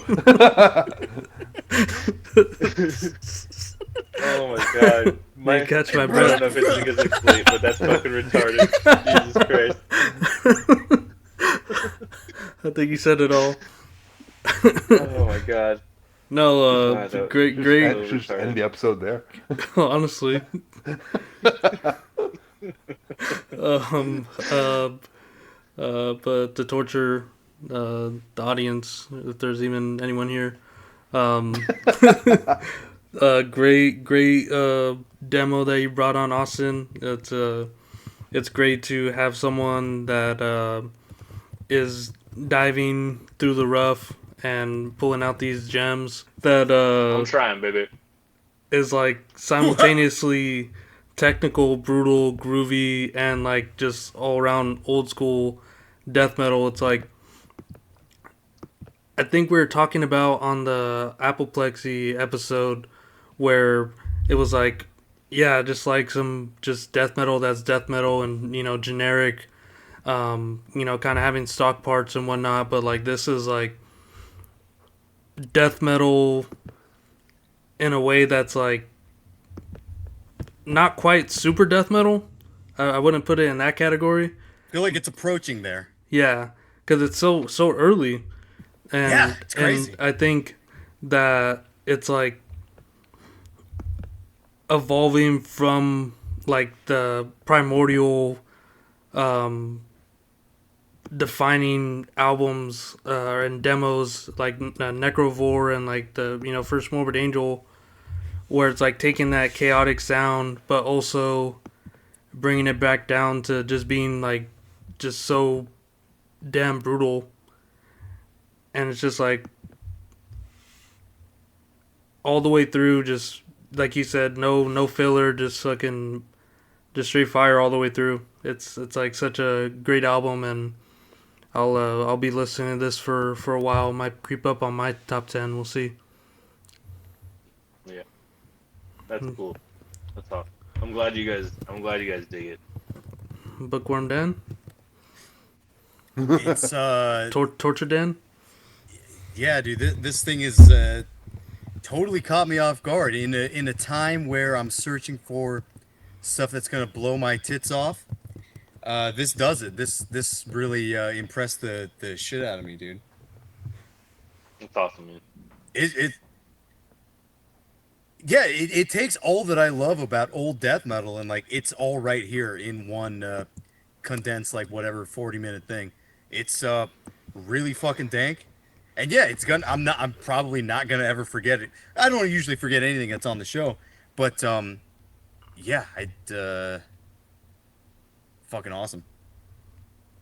That's killer. Fucking I awesome. All right, It's awesome, freaking awesome. awesome, Austin. Pick your final words. Take us out. So thanks for having me on again. Obviously, I love doing this. So I love being able to We talk can about tell. this bullshit.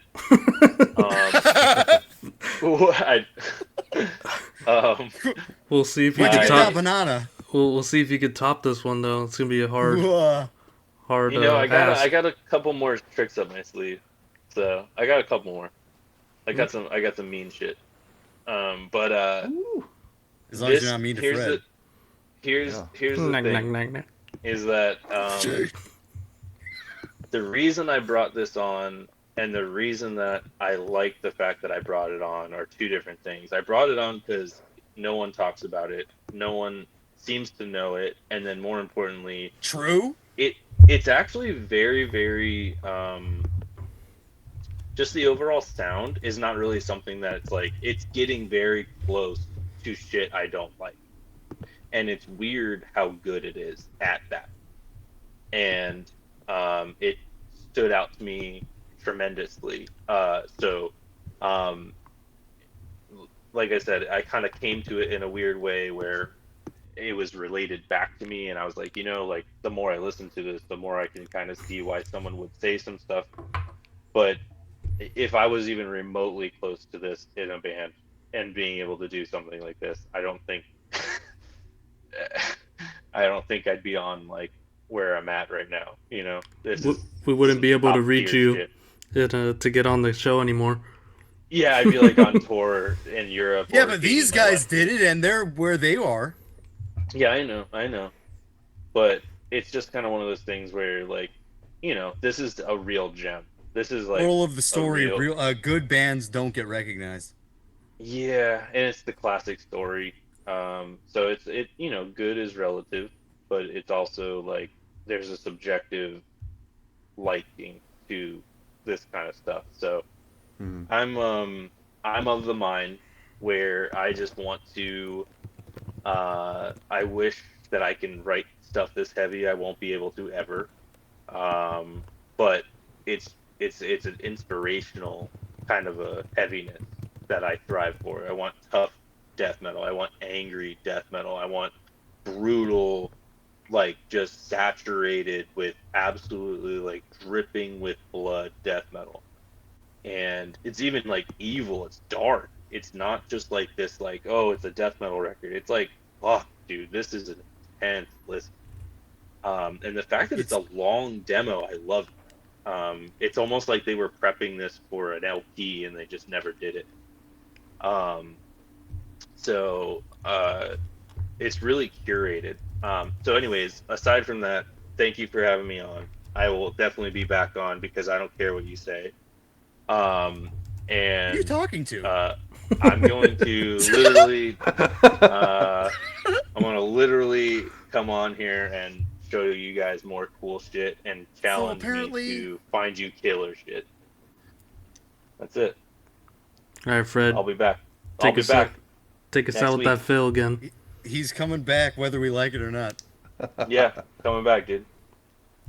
He doesn't care what we say. No respect. No respect. Can't keep him out. All right, Fred. You guys drum are roll, like please. my wife. Don't let me come. Doing. Not what I was looking for, but all right. Epic fail, retard.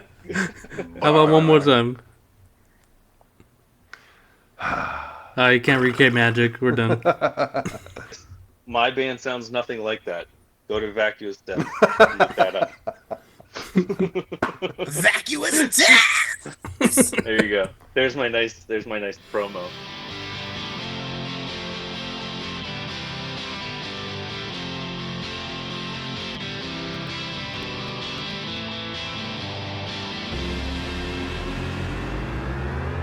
With a kiss of the future, maybe kiss the needs and masters, just to wait the blues and little bastards. Oh yeah.